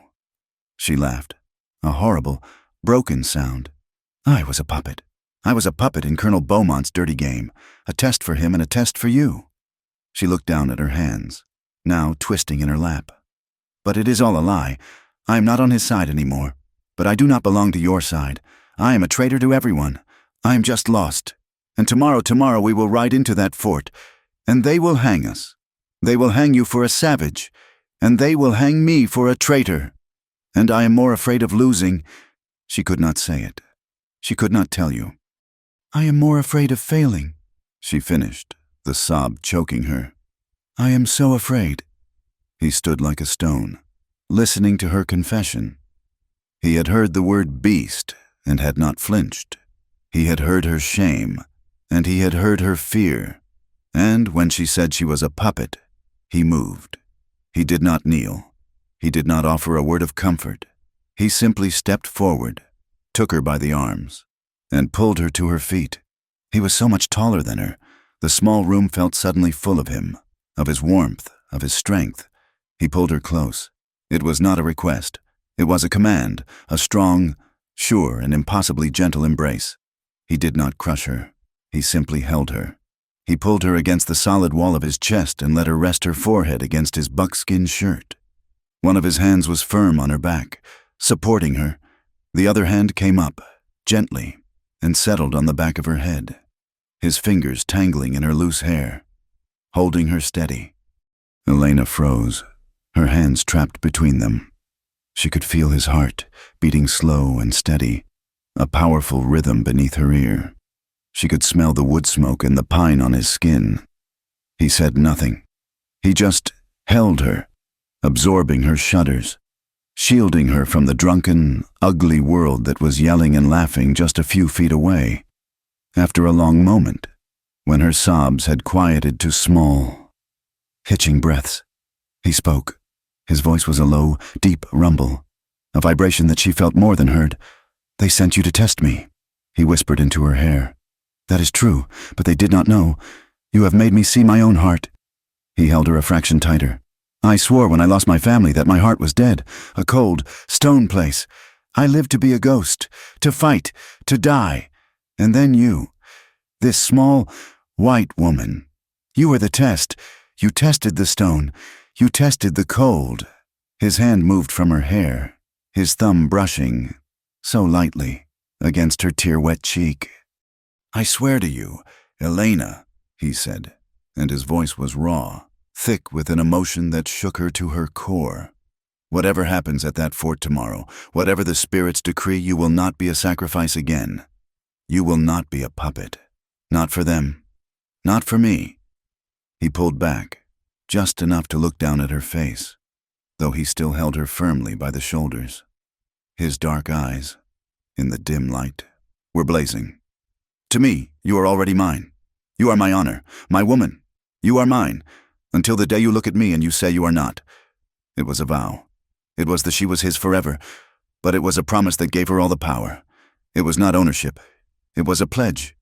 Elena stared up at him, her breath caught in her throat. The man who had been a beast in her mind, a monster, a savage, had just given her a freedom and a respect that no one, not Charles, not her father, not her colonel, had ever offered. He had seen her soul, and he had claimed it, but only if she willed it. She did not think. She acted. Her body, her heart, her very soul, which had been at war, suddenly found its true north. She raised herself on her toes. Her hands, which had been pressed against his chest, slid up to his shoulders, her fingers gripping him, and she stretched up, trembling but certain, and pressed her mouth to his. It was a clumsy, desperate, tear-salted kiss. For one heart-stopping second, he became rigid. He was as still as the stone he claimed to be. And then the stone broke. A sound came from deep in his chest, a low groan of a man who had been starving for 1,000 years. He kissed her back. It was not short, and it was not gentle. It was deep, and it was devastating. It was all the loneliness, all the repressed pain, all the hunger, all the longing of a man who thought his life was over, unleashed in one powerful, consuming kiss. His hand that was on her back slid down, pulling her hips flush against his, and his other hand held her head, tilting it, his mouth taking hers with a desperate, pent-up ferocity. Elena's world dissolved. There was no fort, no war, no shame. There was only this heat, this strength, this man. She kissed him back with all the fear and all the hope and all the fight she had in her. His arms wrapped around her like steel bands, lifting her, crushing her to him. She could feel the hard muscles of his chest, his arms, his legs. He was powerful, and he was lost in her. And then, just as she felt she would be consumed, that the fire would burn them both down to ash, he stopped. He tore his mouth from hers, his whole body shuddering. He rested his forehead against hers, his eyes closed, his breathing ragged. He had felt it. The moment he was about to cross the line, the moment the hunger, the need, would have overwhelmed the vow he had just made. And he had stopped. He had stopped. He had respected her, even in the depths of his own passion. He had respected himself. That restraint, that control, was more sexy, more intoxicating to her than the kiss itself.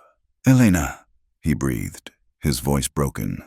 It was the first time he had said her name like that, not as a statement, but as a prayer. They did not speak again. He did not claim her. The marriage bed was not crossed, but he did not leave her. He took her hand and led her to the small cot. He sat, his back against the wall, and pulled her down to sit beside him, her back resting against his chest, his arms around her. He reached for the single, thin blanket, and he draped it over them both. They sat there, in the darkness, for hours. They were not lovers, but they were so much more. He was a warm, solid presence behind her, his chin resting on the top of her head. They listened to the sounds of the drunken men outside, but the noise could not touch them. They heard, in the far distance, the long, lonely whistle of a night train, the sound of the white world, the sound of the future, and they talked, in low whispers. He told her about a boy named Little Hawk, his son, who had loved to chase grasshoppers. He told her about his wife, Mourning Dove, who had taught him how to laugh. He spoke of his childhood, of the smell of the buffalo herds, of the day he had gotten his vision. And she, in turn, told him about Boston, about her stern father, about her mother, who had died, and who had loved to press flowers in a book. She told him about her dream of being a teacher, her real dream, not the one she had been living. They shared their scars, their ghosts, their simple, broken human stories. It was not a night of passion. It was a night of profound, absolute, and soul-bare intimacy. It was the true wedding night of their hearts. Outside, in the shadows of the stable, Black Coyote watched. He had crept close, drawn by a premonition. He had not seen the kiss, but he had seen, through a tear in the canvas, the warrior and the white woman sitting on the cot, wrapped in one blanket. He had seen the intimacy, the profound and unmistakable belonging. He saw Grey Wolf, the ghost, the lonely warrior, holding the white snake as if she were a treasure. He understood. His rival was not bewitched. He was bound. He was bound to her in a way that went beyond politics, beyond war. Black Coyote slipped back into the darkness, his heart a confusion of anger and a strange, grudging respect. He did not know if this made Grey Wolf weaker or if it made him stronger, but he knew, with a sudden certainty, that when the battle came at the fort tomorrow, he would not be standing against him. When the first pale gray light of morning filtered through the canvas, Elena woke. She was still on the cot, but she was alone. The blanket was tucked tightly around her. Grey Wolf was standing at the small, cracked mirror, splashed with water, tying his hair back. He turned and looked at her, and everything was different. He was calm, but the distance in his eyes, the cold, wary space, was gone. When he looked at her now, he was not looking at a test or a burden. He was not looking at a prisoner he had to protect. He was looking at his woman, at his partner. She was no longer Elena Whitfield, the virgin bride. She was Elena, and she had chosen. "It is time," Grey Wolf said, his voice quiet. "We ride." They saw Fort Redemption from 5 miles out. It was no longer the sleepy, dusty outpost Elena had arrived at. It was an ant's nest kicked over. The stockade walls were bristling with new activity. The number of soldiers walking the ramparts had doubled. Elena could see the dark, ugly snouts of new Gatling guns pointed out over the plains, covering the main gate. And, on the newly reinforced gun platform, were 2 heavy field cannons, their muzzles aimed directly at the pass that led to the Comanche lands. The fort was not waiting for a treaty. It was preparing for a war. As Grey Wolf, Elena, and their 10-warrior escort approached, a bugle sounded, a high, nervous cry. The main gates, which had been open, were swung shut. A palpable wave of hostility washed out from the walls. Elena, riding in her buckskin dress, her hair in a single braid down her back, felt the stares. They were like physical blows. The soldiers on the walls were not leering at her now. They were looking at her with a cold, hard hatred. She was not the virgin bride anymore. She was the Indian's woman, a traitor. They waited in the dust for a full 10 minutes before a small side gate opened. Lieutenant Harris emerged, his face pale and slick with sweat. He was not alone. With him was the government agent, Mr. Thorne, his black suit looking ridiculous and out of place in the military bustle, and behind them, his uniform immaculate, his face a perfect mask of paternal concern, came Colonel Nathan Beaumont. "Miss Whitfield," Beaumont cried, his voice carrying across the parade ground. He strode toward her, his hands outstretched. "My child, we have been God. We have been sick with worry. We were certain they had harmed you." He reached for her, as if to help her down.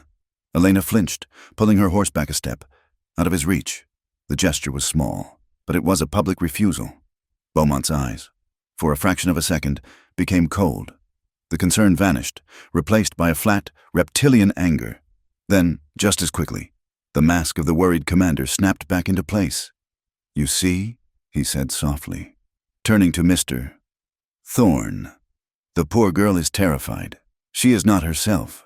"I am perfectly myself, Colonel," Elena said, her voice clear and carrying in the sudden silence. She slid from her horse, unaided. She did not feel like a lady. She felt like a warrior. She stood beside Grey Wolf, and she was not ashamed. "She is not a prisoner, Colonel," Grey Wolf said, his voice a low rumble. He did not dismount. He sat on his war pony, his rifle resting across his lap, his eyes scanning the walls, the cannons, the soldiers. He and his 10 men were surrounded. "She is here as a witness. We are here to speak the truth." "The truth," Beaumont laughed, a short, sharp bark. "Agent Thorne, I ask you, what truth can one expect from this?" He gestured to Grey Wolf. "Or from this poor, deluded girl?" "I believe," Mr. Thorne said, his voice dry and precise, "that is what we are here to determine. We were in a council, Colonel. It was interrupted. I suggest we resume it. In your office." The air in Beaumont's office was suffocating. It was packed. Beaumont sat behind his great desk. The map of his war spread out before him. Agent Thorne sat to one side. Lieutenant Harris stood by the wall, looking as if he wished the earth would swallow him, and in the corner, his thumbs hooked in his gun belt, a smug, contemptuous look on his face, was Sam Kincaid, Grey Wolf. Elena and 2 of his warriors had been allowed inside. The other 8 were outside, in the yard, surrounded by twice their number of blue-coated soldiers. "Now," Beaumont began, all pretense of concern gone, replaced by crisp, military authority. "Let us end this farce. Agent Thorne, I'm glad you are here to witness this. We have offered peace, and in return, the Comanche have taken one of our own." "I was not taken," Elena snapped. I was sent by you. I had a test. Miss Whitfield." Beaumont sighed. shaking his head with mock pity. "You have been through a trauma. Your mind is confused." "My mind," Elena said, stepping forward, "has never been more clear. I demand to speak. Not as your child, not as a victim, but as the witness you have made me." Thorne, the agent, leaned forward, his eyes sharp. "Colonel, I must insist. Let the woman speak. Let us have the testimony. And then we will have the facts." Beaumont gave a magnanimous wave of his hand. "Very well. Let her purge herself. Let us hear the fantasy." Elena took a deep breath. She did not look at Beaumont. She looked at Agent Thorne. She told him everything. She spoke of the first journey. She spoke of the dust storm. And she spoke of the ambush. "They were dressed as Comanche," she said, her voice ringing with conviction. "But they were not. They were white men. They wore army boots. The sergeant who was there, he saw them. Lieutenant Harris saw them. They carried Spencer repeaters. And they were the ones who tried to abduct me. After your soldiers, Colonel, had already assaulted me at the gate. Lieutenant Harris looked like he was going to faint." "That is a lie," Beaumont said, his voice flat. "Is it?" Elena pressed. Then she spoke of the camp. She spoke of 10 bears. She spoke of the women, the children. She spoke of their actual desire for a treaty, their confusion as to why the soldiers kept pushing, kept provoking. She finished. The room was silent. Grey Wolf stepped forward, standing beside her. He looked at Thorne, and his voice, though quiet, filled the room. "We are not perfect," he said. His English measured. "We are men. We have fought. We have bled. But we did not do the things your colonel claims. We did not attack those miners. We did not burn those farms. His war is a lie. We want peace. He wants our land." It was a powerful, simple declaration. Thorne looked at Beaumont, his expression unreadable. Beaumont, however, was prepared. He smiled. "A touching speech, truly, from both of you." He nodded to the corner. "Mr. Kincaid." Sam Kincaid swaggered forward. He dropped a thick leather satchel on Beaumont's desk. It landed with a heavy thud. "Touching, sure," Kincaid sneered. "But peaceful, that ain't what my reports say." He pulled out a sheaf of papers. "This here is an affidavit, signed by the 2 survivors of the Miller Creek mine. Swore on a Bible they were hit by Comanche. Described 'em perfectly, right down to the war paint. This one," he slapped down another paper, "is from the settler at the Double Horn Pass. His barn burned to the ground. His cattle driven off, arrows left in his dead horses. Comanche arrows." "Lies," Elena cried. "Are they?" Kincaid smiled at her. "Funny. Seems the only person who thinks the Comanche are peaceful is the white woman who's been sleeping in their chief's teepee." The insult hung in the air, thick and poisonous. The other officers shuffled their feet. "That is enough, Kincaid," Beaumont said, raising a hand. "The perfect picture of a gentleman defending a lady's honor. This is not about Miss Whitfield's personal choices. This is about facts." He turned to Thorne. "You see, sir, their word against signed, sworn testimony, against facts, against a pattern of violence we have seen for 20 years. He leaned back in his chair. "No, I am afraid the truth is much sadder. This poor woman has been compromised. She is, as we say, bewitched. She has lost her perspective. She is no longer objective. And I have proof," Beaumont said, his voice dropping. He reached into his desk drawer and pulled out a familiar, cream-colored envelope. Elena's blood went cold. "A letter," Beaumont said, "from her fiancé, a fine, upstanding young officer, Lieutenant Charles Avery. It arrived just this morning. He was responding to her own letters, I imagine." He unfolded it. He writes, "I must confess, I am at a loss to understand your reasoning. I trust you will do nothing more to bring dishonor upon this engagement." And this is the most telling part. He writes, "A soldier needs a wife who is, in all things, above reproach." Beaumont placed the letter on the desk. Above reproach, he feared for her stability. He feared she was losing her way.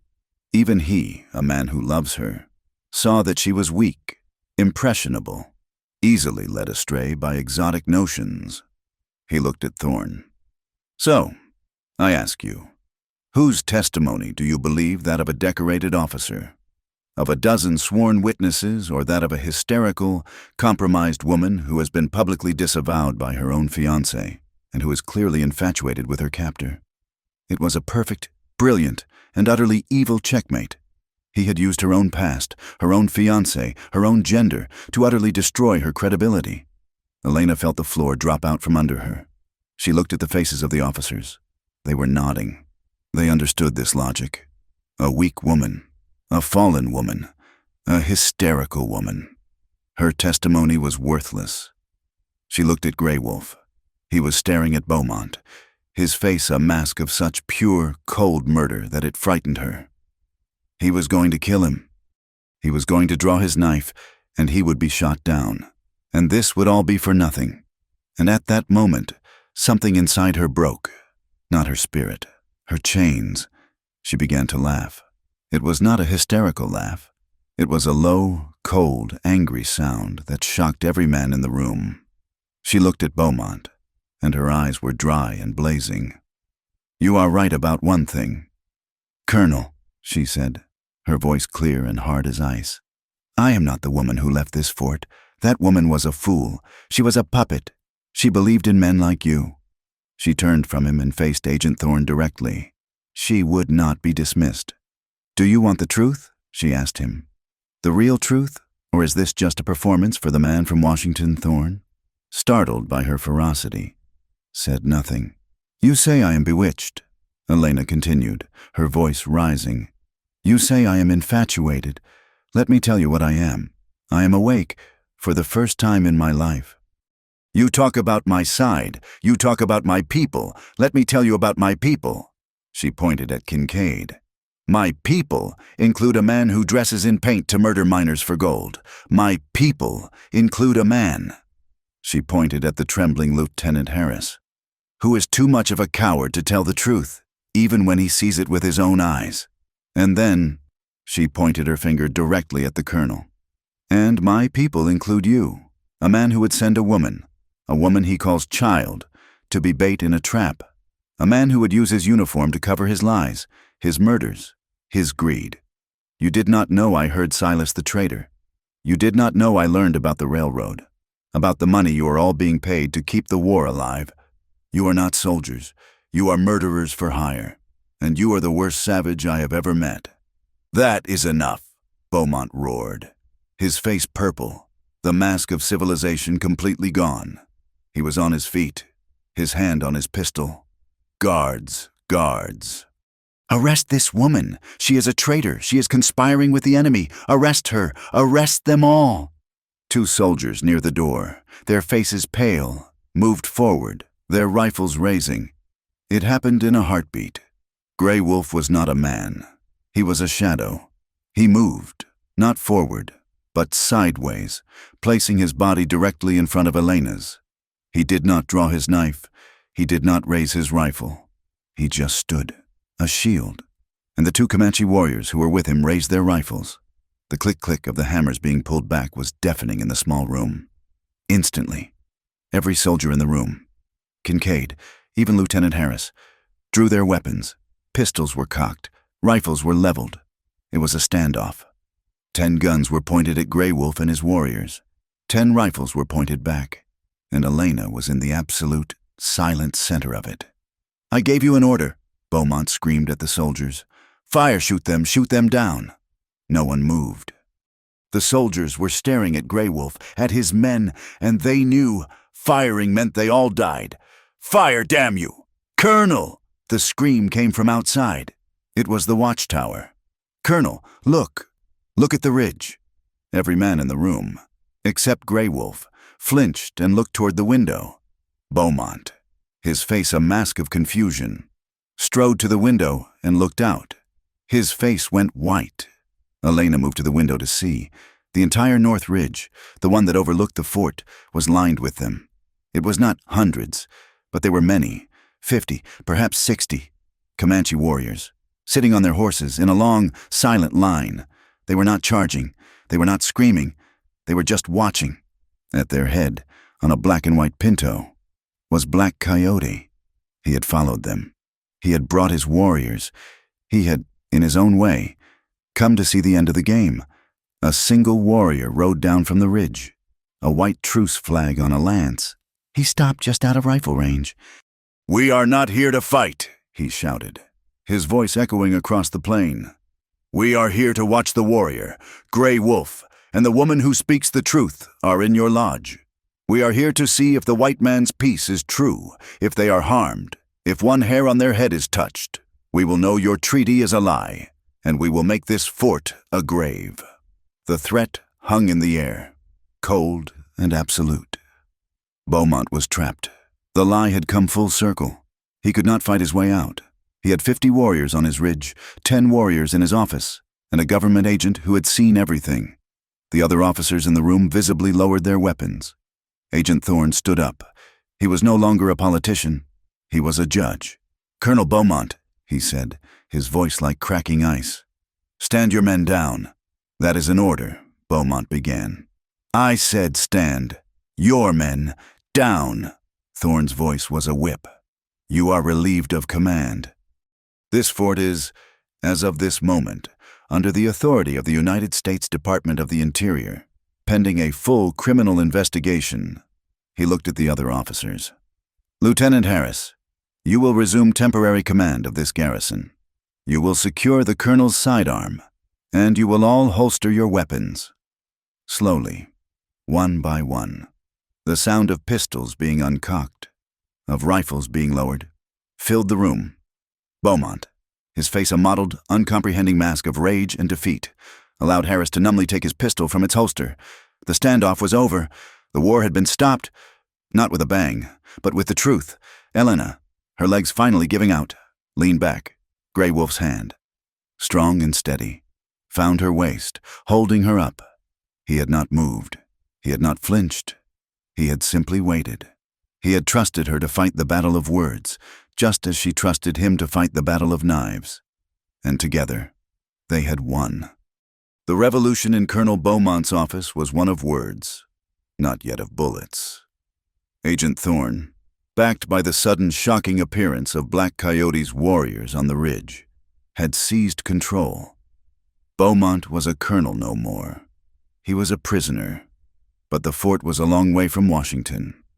Thorne, a man of paper and law, followed protocol. He did not have the authority to clap a decorated colonel in irons on the spot, not with 50 armed Comanche warriors at his gate demanding a truth he was not even sure of. He did the only thing he could. He placed Colonel Beaumont under quarters arrest, confined to his office, with 2 guards posted at his door, to await a full, formal inquiry. Kincaid, a civilian, was simply ordered to remain in the fort. It was a fatal miscalculation. Thorne understood politics.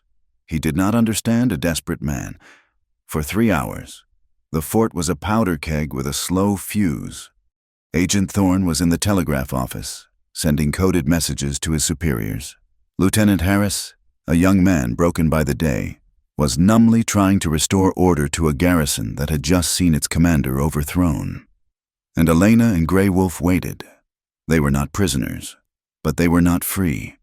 They were witnesses, quartered in the relative safety of the post infirmary, while Gray Wolf's men were given the hospitality of the stables, under armed, if now very nervous, guard outside Beaumont's office. A young corporal named Elias Cole stood watch. He was one of the soldiers who had been in Elena's Sunday reading class. He was a boy from a farm in Ohio, and he hated this land. He had seen the ambush on the trail. He had seen the army boots on the dead men.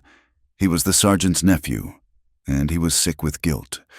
Through the door, he could hear voices, low and vibrating with rage. For an hour, the colonel had been silent, but now he was not alone. "You let that woman and that agent just take it all."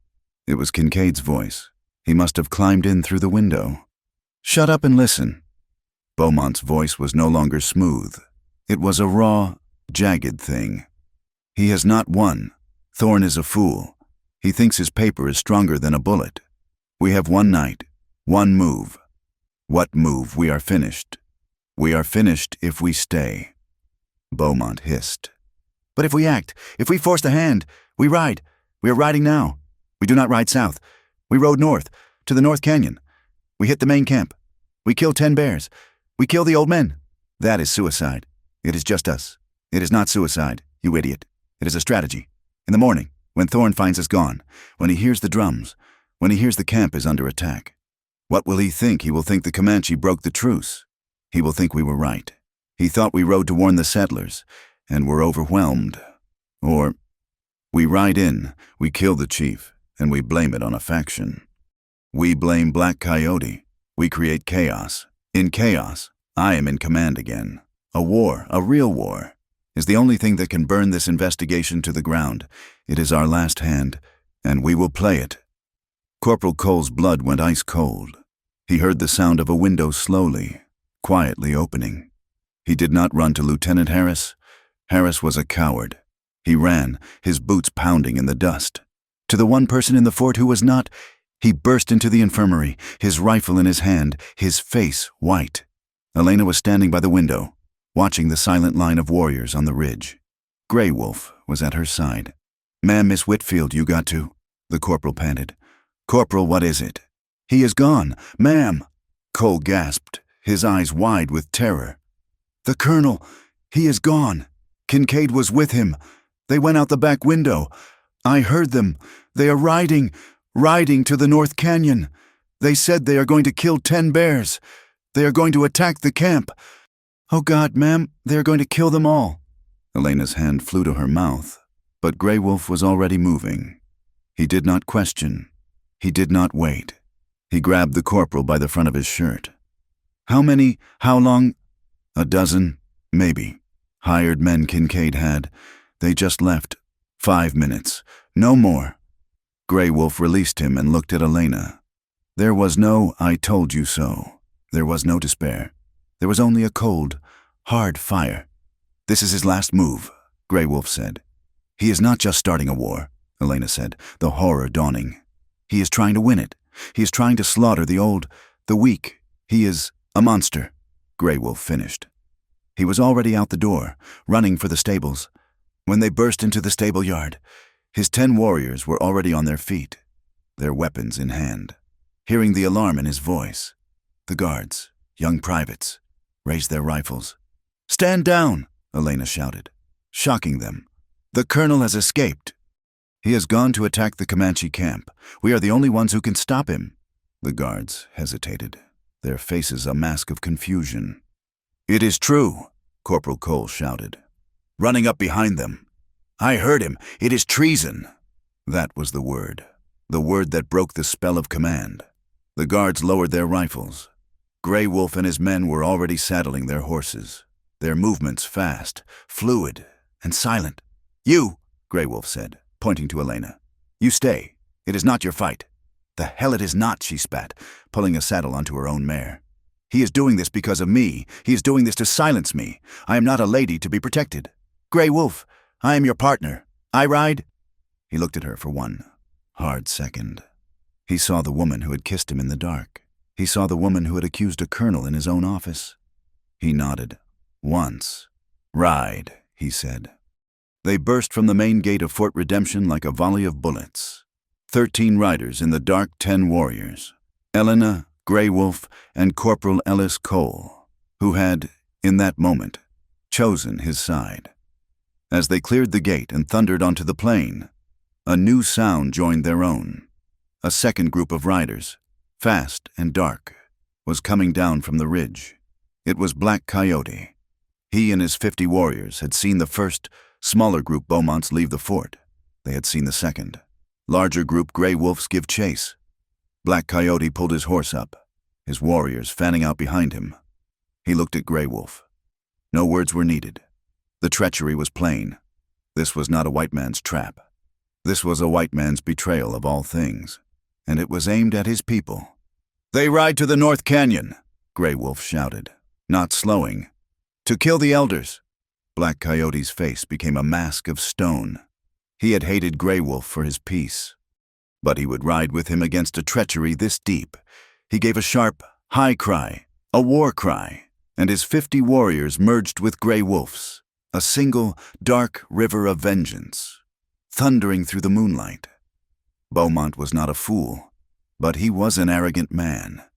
Kincaid, however, was not, and Kincaid was the one who had set the trap. "They'll follow, Colonel," Kincaid had said. As they rode, "The wolf will follow. He has to. Let him," Beaumont had spat, his face twisted with hate. "Oh, I plan to. They did not ride all the way to the North Canyon. They stopped at the mouth, at a narrow pass known as the Needle's Eye. It was a place of high, sheer rock walls, a perfect natural ambush. Kincaid had placed his 10 hired guns high on the ridges, rifles resting, waiting. He and Beaumont were on a high ledge, looking down into the trap. He rides in and we seal both ends, slaughter them all. Then, onto the camp," Kincaid had said, checking his rifle. But Grey Wolf knew his enemy. He knew this land. He held up his hand, his party of 60 riders skidding to a halt a mile from the canyon's mouth. The air was too still. "He is not riding to the camp," Grey Wolf said, his voice low. "He is not foolish. He is waiting." "Waiting," Black Coyote growled, his horse stamping. "For us. He waits for me," Grey Wolf said. He looked at the high, dark ridges, invisible in the gloom. "Kincaid, he is there, on the high rocks." "Then we are trapped," Elena said, her heart sinking. "No," Grey Wolf said. He looked at Black Coyote. "He is on the rocks, but we will be in the sky." He pointed to a thin, barely visible crack in the cliff face, a goat path, a trail only a Comanche would know. "We climb. We come down on them from above." The battle for the North Canyon was not a battle of rifles and lines. It was a silent, brutal, close-quarters war fought in the dark, on treacherous ledges, between shadows. Grey Wolf, Black Coyote, and 20 of their best warriors, including Elena, who refused to be left behind, made the long, arduous climb. They left the horses below. It was knife work. They found Kincaid's men, one by one, a shadow detaching from a rock, a hand over a mouth, a silent, wet sound. The Comanche were ghosts, reclaiming the night, and the hired guns, who had been watching the canyon floor, never saw death coming from the sky above them. But Kincaid was not a hired gun. He was a wolf, like Grey Wolf. He heard a pebble dislodge. He saw a shadow that did not belong. The world exploded in gunfire. Kincaid was on his feet, his pistol blazing. "They are above us! Above us!" he roared. The fight dissolved into a chaos of muzzle flashes, screams, and falling bodies. Grey Wolf saw only one man. He saw Kincaid, reloading by a dark pinnacle of rock. He launched himself across the gap, tackling the larger man. They went down, rolling, their rifles lost. They came up with knives. "I remember you," Kincaid spat, his teeth bared in the moonlight, his arm bleeding. You led the raid." Grey Wolf's voice was a low, choking growl, as he parried a thrust. "My village, my wife, my son, it was you." Kincaid froze for a second, surprised. Then he laughed, a harsh, barking sound. "That one, just a job. Injun, a little fire, a little blood. Beaumont paid good for that one. 2, just like," Grey Wolf roared. It was not a human sound. It was the sound of a heart breaking, of a soul tearing. He did not fight with skill. He fought with a pure, black, focused rage. He was the wolf. He was the ghost. He was the vengeance of all he had lost. Kincaid was a fighter, but he was fighting for money. Grey Wolf was fighting for his dead son. It was not a long fight. Grey Wolf's knife found its mark. Once, twice, 3 times. Kincaid, his eyes wide with a final, gurgling surprise, slumped, his own pistol going off in a dying spasm. The bullet struck Grey Wolf in the side, low, just above his hip. He did not feel it. He just felt the hot, wet release of the man's life ending. And he slumped against the rock, his arm, his side, his body, finally, numb, below, in the canyon. The chaos was total. Beaumont, seeing his ambush fail, his men being killed, was a trapped rat. He was trying to get to his horse, firing his pistol blindly into the shadows. Elena, who had been told to stay back, had been separated from Grey Wolf in the first volley. She was scrambling down a lower path when she saw him, Beaumont. He was not a colonel. He was a wild man, his uniform torn, his face black with powder and hate. "It is over! Colonel!" she screamed, her voice raw. "Stop! Your men are dead! It is over!" He turned. He saw her, his virgin bride, his traitor, the lamb with fangs. His face, in the moonlight, was a mask of pure, insane hatred. "You," he hissed. You did this, you bitch!" He raised his pistol, his hand steadying. He aimed it directly at her heart. Elena had no time to move, no time to scream. A shot cracked through the canyon. It did not sound like the other shots. It was a high, sharp crack. Beaumont screamed. It was not a scream of death, but of agony. His pistol flew from his hand, which exploded in a shower of blood. Elena stared, uncomprehending. On the ridge opposite, silhouetted against the pale, rising moon, was Black Coyote. His rifle was smoking. He did not look at Elena. He looked at the man he had just disarmed. He had not killed him. He had unmanned him, in the way a warrior understands. He had taken his fangs. At that moment, Lieutenant Harris and a dozen blue-coated soldiers, led by a frantic Corporal Cole, thundered into the canyon. They had followed, too late for the battle, but not for the judgment. They saw it all. They saw their colonel, disarmed, howling, clutching his ruined hand. They saw the dead hired guns. They saw Elena, alive. They saw the 60 Comanche warriors, their rifles smoking, looking down from the ridges. Harris, his face pale, finally made his choice. He dismounted. He walked past Elena, his eyes full of a new, hard respect. He walked past the screaming colonel. He looked up at Black Coyote, and he nodded. A strange, silent salute. Then he walked to Beaumont, and he kicked the man's dropped pistol away. "Colonel Nathan Beaumont," Harris said, his voice shaking but clear. "You are under arrest, for treason, and for murder." The war was over. The adrenaline faded, and Elena's world came rushing back. "Grey Wolf!" She turned, scrambling back up the rocks, her hands bleeding, her dress tearing. "Grey Wolf. Where is he?" She found him. He was not on the ledge. He had fallen, slumped at the base of the rock pinnacle, half hidden in the shadows. His warriors were just reaching him. Grey Wolf. He was pale, so pale. He was leaning against the rock, his eyes closed. His hand was pressed to his side, and the blood there was so much blood, black in the moonlight, covering his hand, his leg, the rock beneath him. He had killed Kincaid. But Kincaid had killed him, too. "No," she whispered. No. He opened his eyes. He saw her. A faint, small smile touched his lips. "Elena," he whispered. He was so cold. "No!" she cried, falling to her knees in the dust and the blood. She grabbed him, pulling his head, his shoulders, into her lap. "No, you cannot! You cannot!" He looked up at her face, streaked with tears and soot. The face he had seen in his tipi, the face he had kissed. The test," he whispered, a small, bloody cough interrupting him. "Did I pass? Oh, God!" she wept, rocking him, holding him tight. No, you are not leaving. You hear me?" She bent her head low, her tears falling on his face, her voice a fierce, desperate whisper, a vow in the face of death. "You swore," she sobbed. "You swore I was yours. You swore it, and I swear it, too. Do you hear me? Grey Wolf, if you dare to go the rest of my life, every day, every breath, it is still yours. You are my husband. You are my heart. You are mine. You cannot go." He looked at her, and his eyes, for a moment, were clear. He saw her, his warrior, his woman. He raised his hand, weak, so weak.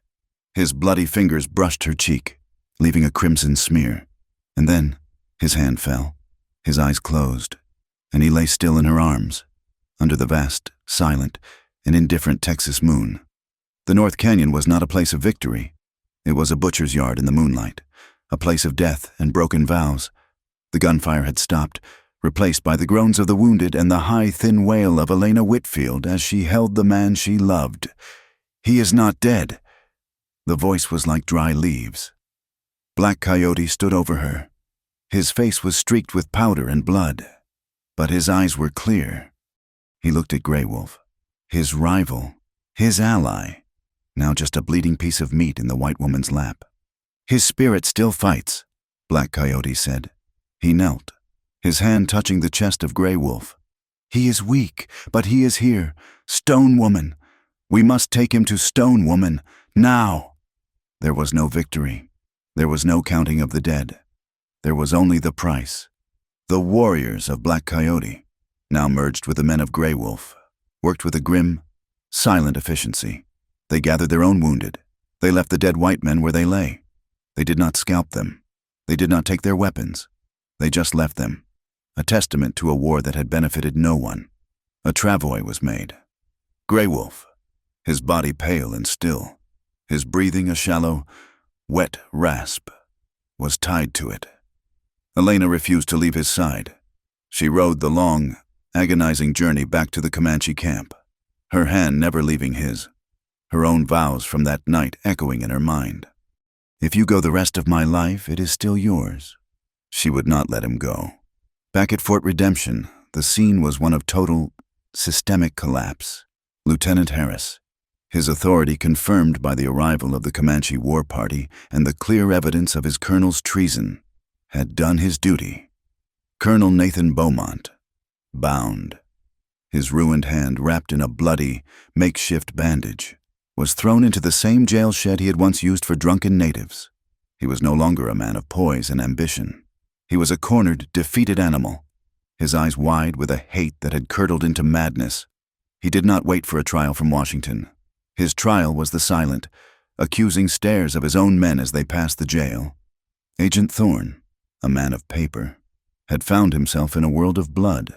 He had seen the truth, and it horrified him. His telegraph wires hummed all night, sending messages east. The messages were no longer about truce violations. They were about treason, murder, and a conspiracy so deep he was afraid to name it. When the real authorities arrived 3 days later, it was not with a small escort. A major general, a hard, gray man named Croft, who had fought in the real war back east, arrived with 2 full companies of veteran cavalry. He had been sent to investigate a breakdown in command. He found a full-blown conspiracy. He listened to Agent Thorne's report.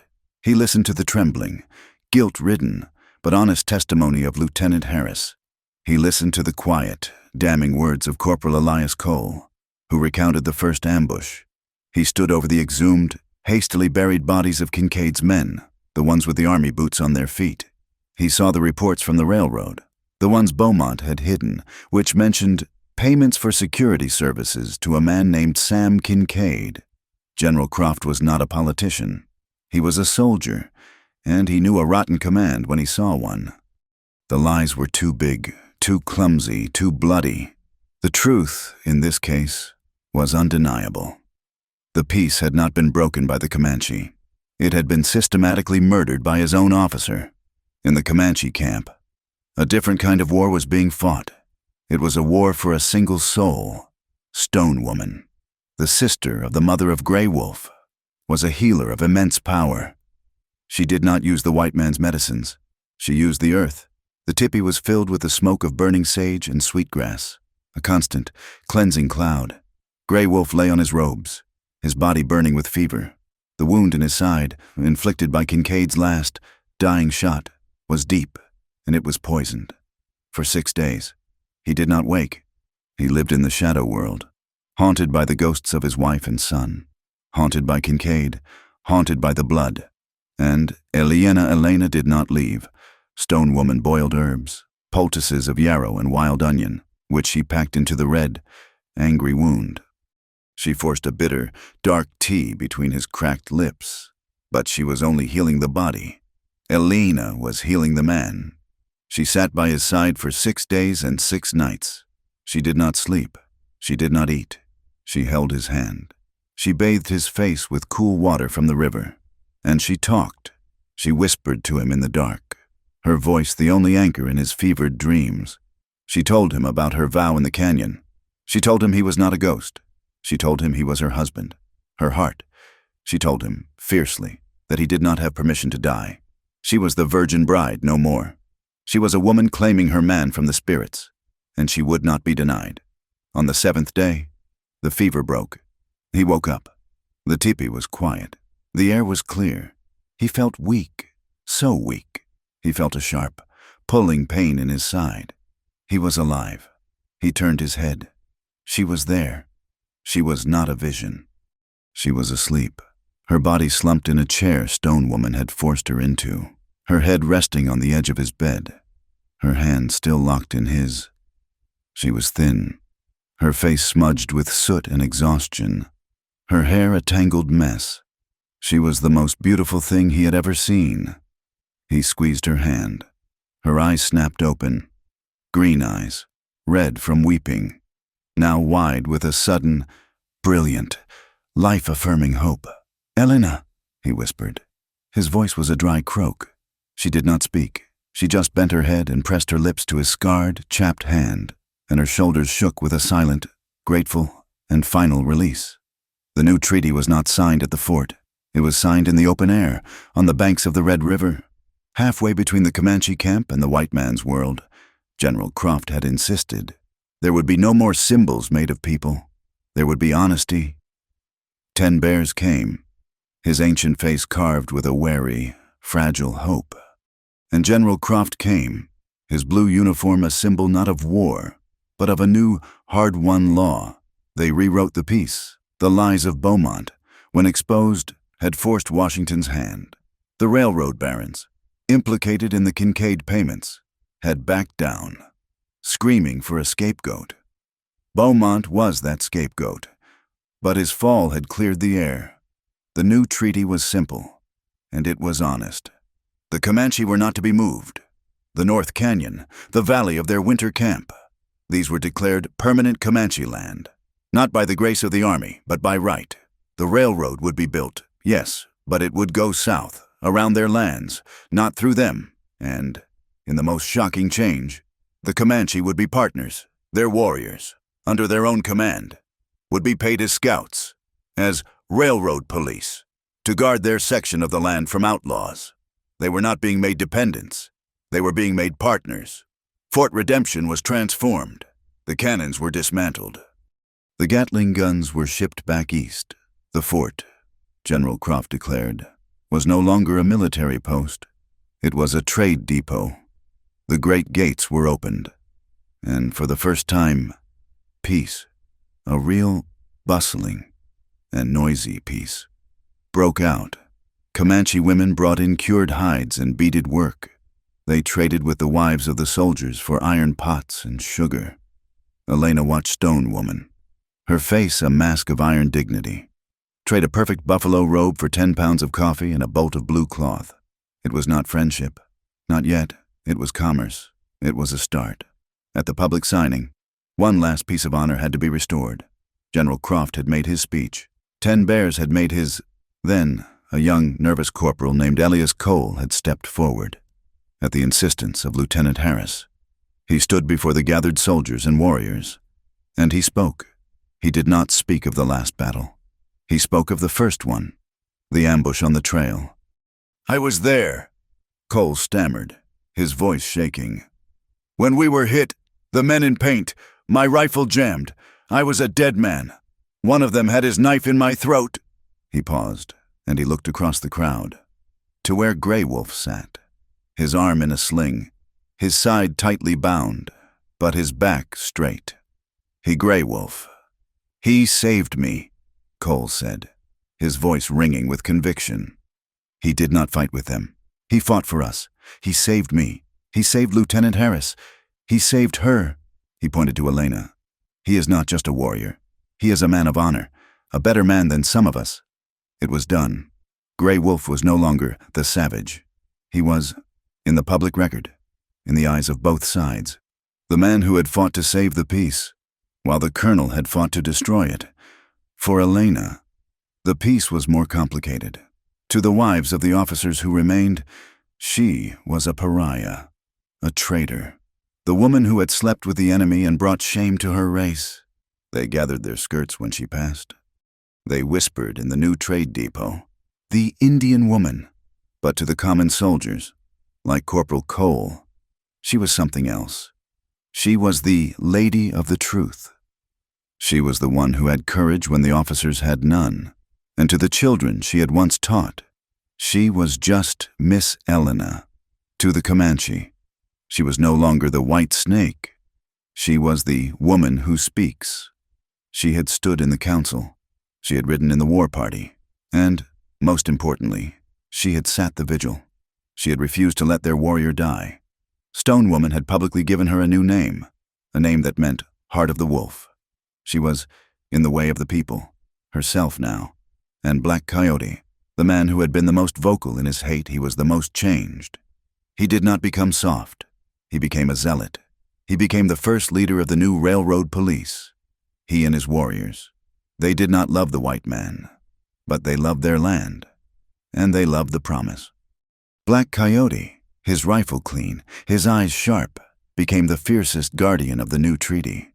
He had seen what treachery looked like, and he now dedicated his life, his famous ferocity, to ensuring that this promise, won with blood, would not be broken. The conflict was over. The external, bloody, loud war was done, and the internal one, the quiet, difficult, and lifelong war, was just beginning.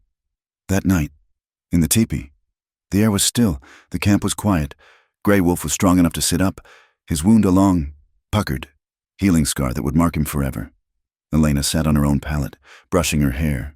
They were alone. The silence was no longer the easy, shared silence of their vigil. It was the awkward, charged silence of two people from different planets who now had to build a life. He was her husband. In her heart, she was his woman. In his... But what did that mean? You will be healed soon," Elena said, her voice sounding strange, too loud in the teepee. "Yes," he said. "The treaty is good. The trade is good. It is good," he agreed. The silence returned. He looked at her. She was wearing the buckskin dress, but her hair was brushed in the white woman's way. She was both, and he was both. A warrior of the plains, who was now a partner with the railroad. "My world is gone," he said quietly. This new world of paper and iron, I do not know it. "And my world," she said, putting her brush down, "has cast me out. I do not belong anywhere." "You belong here," he said, his voice soft but firm. "You belong with me." He reached out his hand. "But this is not your world, your God, your houses, your books." She looked at his outstretched hand, the hand that had held hers through the fever, the hand that had killed Kincaid, the hand that had touched her cheek. This was the real question. The virgin bride had been tested, and she had passed. The lonely Comanche had been tested, and he had passed. Now, the real test began. Not of war, but of life. How would they live? Would she teach his children to read from the Bible? Would he teach them to hunt the buffalo? What happened when her God and his Creator looked at each other in the eyes of their children? The conflict was no longer about guns and land. It was about culture, language, and family, and how to build a single life from two broken, scarred, and profoundly different worlds. He was still holding his hand out. She looked at it, and she knew. This was the true choice. Not the one made in fear in Beaumont's office, but the one made in truth, in the smoky dark of a teepee. She took his hand. They had two weddings, for they were two people. The first wedding was held under the open, endless sky, on the prairie grass, as the sun was setting. It was a Comanche wedding. 10 Bears himself, his old, lined face filled with a new, fragile peace, presided. Stone Woman stood for his mother, her hand on Elena's shoulder, a silent, powerful gesture of acceptance. Black Coyote and his warriors sat on their horses in a wide, silent circle, not as a threat, but as witnesses. Their rifles pointed to the sky in salute. There were no spoken vows. Grey Wolf, his side bound but his back straight, simply took a new, painted buffalo robe and draped it over his own shoulders, and then over Elena's. He pulled her under the shared warmth, and they were, in the eyes of the people and the Creator, one. The second wedding was in the small, rough pine chapel at Fort Redemption. It was a strange, quiet, and lonely affair.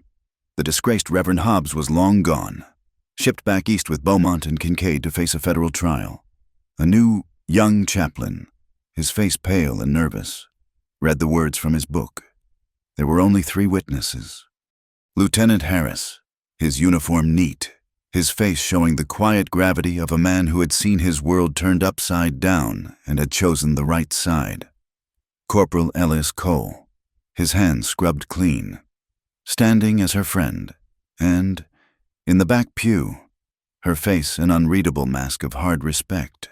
Stone Woman. She did not understand the words, but she understood the vow. When the chaplain said, "You may kiss the bride," Grey Wolf, who had stood stiff and awkward in this strange, confining room, looked at Elena. He did not kiss her, not here, not in this house that was not his. He simply took her hand, the one that had held his through the fever, and he held it. It was enough. The 2 ceremonies, one of smoke and one of words, had confirmed the single truth that had been forged in the dark, in the canyon, in the blood. They were, in the eyes of God and the Creator, truly and finally, husband and wife. Elena Whitfield was no more. The name, the woman, the virgin bride, was a ghost, a story. The title itself became a strange piece of fort legend, a dark, humorous tale the veterans told at the depot store. "Remember when the colonel went mad?" they would say. Send the teacher out to test the wolf, and she came back with the wolf at her side, and she put the colonel in irons. The name, once a mark of shame, was now a mark of her power.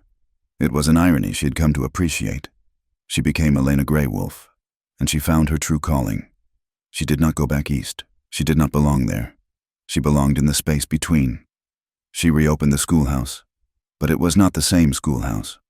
On the benches sat the pale, freckled children of the soldiers. Beside them, their hair long and dark, sat the children of the Comanche. Little Wing, her eyes bright and quick, learned her letters alongside the sergeant's son. Elena was the bridge. She taught them English. She taught them arithmetic. And in the afternoons, when the formal lessons were done, she sat with Stone Woman and she learned the people's words. She learned their stories. She taught a new kind of lesson, one of respect. She was no longer a missionary, imposing her world. She was a translator, helping 2 worlds find the words to speak to one another. Grey Wolf was no longer the lonely warrior. The ghost who had lived for death had been replaced by a man burdened with life. He was still a warrior. He still rode the plains, his eyes to the horizon, his body the map of the land he loved. He hunted, he led his men, but he was, by the facts of the new treaty, a politician. He was a leader. He had to protect his people, not just from bullets, but from paper, from lies, from the sharp, fast-talking men who came west on the new, screaming iron horse. He would come to the schoolhouse. He would stand in the back, this tall, scarred, and formidable man, his arms crossed, his presence filling the small room. He would not sit. He would not learn the white man's letters. His pride was too deep, but he would listen. He would listen, hour after hour, as Elena taught the children, his head tilted, learning the sound of the language. He was learning the shape of their words, the rhythm of their arguments, the music of their deceptions. He was sharpening his mind as he had once sharpened his knife, preparing for the new, long, and word-filled war of peace. When he was called upon to sign the official trade agreement with General Croft, he could not write his name.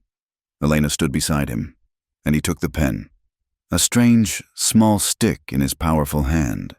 He did not make an X, as the other warriors did. He looked at her, And then, with a deep, focused care, he drew his sign, a small, simple wolf's head. He had joined her world of paper, but he had done it on his own terms. The West was changing.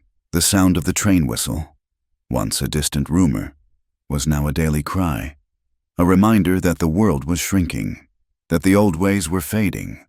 The great herds of buffalo were thinner. The new settlers, hearing of the safe territory, came in a new flood. It was not a perfect peace. It was, as Grey Wolf had said, a new prison, a new fight. But Redemption Depot, as the fort was now called, was an island. It was a place where, for a while, the fight had been won. It was a living example, a single, flickering candle of hope that two peoples could live, not in perfect harmony, but in a state of hard-won, profitable, and mutually respectful truce. They became symbols of it. Elena kept the tattered, torn piece of her veil, the one the drunken soldier had ripped from her head, the one Grey Wolf had retrieved from the dust. She had washed it, but she had not hidden it. Stone Woman, seeing her holding the small, white scrap, had taken it. She had grunted, a sound of understanding, and had returned it a week later. It was no longer a scrap. The Comanche women had mended it, with sinew and care. They had sewn a border of tiny, bright blue beads around the edge, and in the center, they had tied a single, perfect, red tailhawk feather. It was no longer a symbol of her old, fragile purity. It was a map of her new, scarred, and beautiful strength. And Grey Wolf wore a new necklace. It was a simple thong of leather. On it hung a disc of silver, the size of $1. On one side, a Comanche silversmith had hammered a rough, powerful image of a mountain, the mountain of their ancestors. On the other side, the fort's own blacksmith, a man who respected the warrior, had polished the silver smooth and engraved a second mountain. A mountain from a map. A white man's mountain. The disc hung between them, two worlds, back to back, resting on his heart. One evening, a month after their wedding, a mail rider came. He brought a letter, its edges frayed from a long journey. It was from Fort Laramie. Up north, it was from Charles Avery. Elena took it, her heart giving a small, final, distant flutter of her old life. She opened it by the fire in their teepee. Grey Wolf was across from her, quietly mending a bridle, his hands sure and steady. The letter was not cold. It was, in its way, desperate. He had heard the whole true story, of Beaumont's treason, of Kincaid's murders, of her testimony. He did not, he wrote, even recognize her. "You are a heroine," he wrote, his handwriting fast and sloppy. "I have misjudged you, so terribly. I'm a fool. I was worried about nothing," he apologized. He begged her forgiveness, and then he offered her salvation. "I am coming," he wrote. "I have secured a discharge. I am coming to Fort Redemption. I will take you away from this. I will rescue you from that ordeal. I will bring you back to civilization, where you belong. We will be married, as we planned. All will be forgiven." Elena read the letter twice. She felt nothing, not anger, not sadness, just a profound, quiet, and final distance. He still did not understand. He never would. He called her a heroine, but he still saw her as a victim to be rescued. He called her life an ordeal. He called his world civilization. She looked up, across the fire, at her husband. He was watching her, his dark eyes quiet, his hands still. He had not asked what the paper said. He was waiting for her. He was trusting her. This was her civilization. This teepee, this man, this hard, true, and shared life. She smiled, a small, real, and private smile, just for him. And then Elena Grey Wolf, the woman who speaks, the heart of the wolf, leaned forward, and she fed the last, thin, paper ghost of her old life into the fire. She watched the words rescue and civilization turn to black ash and float up, disappearing into the smoke. She was, at last, truly and completely free. So the story goes. Down here in the dust and the rock of the West, a story about a test. A virgin bride was sent as a pawn. A test to see if a man was a beast. But she was not the one being tested. The civilization that sent her. The one of high collars and cold letters and polished, murderous ambition that was what was tested. And it was found wanting. And a lonely Comanche, a warrior who thought his heart was a dead, cold stone. A man who lived only for his own ghosts, he found his life. Not in killing his enemies, but in defending, and then loving. One of them. They learned the hard way. What we all learn. Sooner or later, that love, real love, is not a soft word in a parlor. It is not a polite letter. It is a hard, strong, and sometimes dangerous thing. It is respect. It is the courage to see the truth, and to speak it, even if it means turning your back on your own people, on your own world. It is the courage to stand by the one your heart has chosen. In the end, you would see them. Not riding off into the sunset. That is a coward's escape. That is for stories. No, you would see them riding into the future. Grey Wolf on his horse, his back straight, and Elena seated behind him, her arms wrapped tight around his waist. They would be riding the ridge between the worlds. On their left, the two new steel, gleaming lines of the railroad track, the iron of the white man's world, catching the last blood-red light of the setting sun, and on their right, the vast, open, and endless plains, the smoke of the teepee, and the sound of the wind. They were not running from the future. They were not hiding from the past. They were riding, together, into a hard, unknown, and shared tomorrow. The wind, blowing from the west, carried the faint, distant sound of a train whistle, and, mixed with it, the sound of children laughing in the dust. Thank you so much for listening to this story. I truly appreciate you spending your time with me here in the West. I would love to build a community around these tales. So please leave a comment below and let me know where in the world you are listening from. It is always a pleasure to see how far these stories travel. If you enjoyed this, please consider subscribing to the channel, Wild West Tales, and giving this video a like. And if you really loved it, please hit that hype button.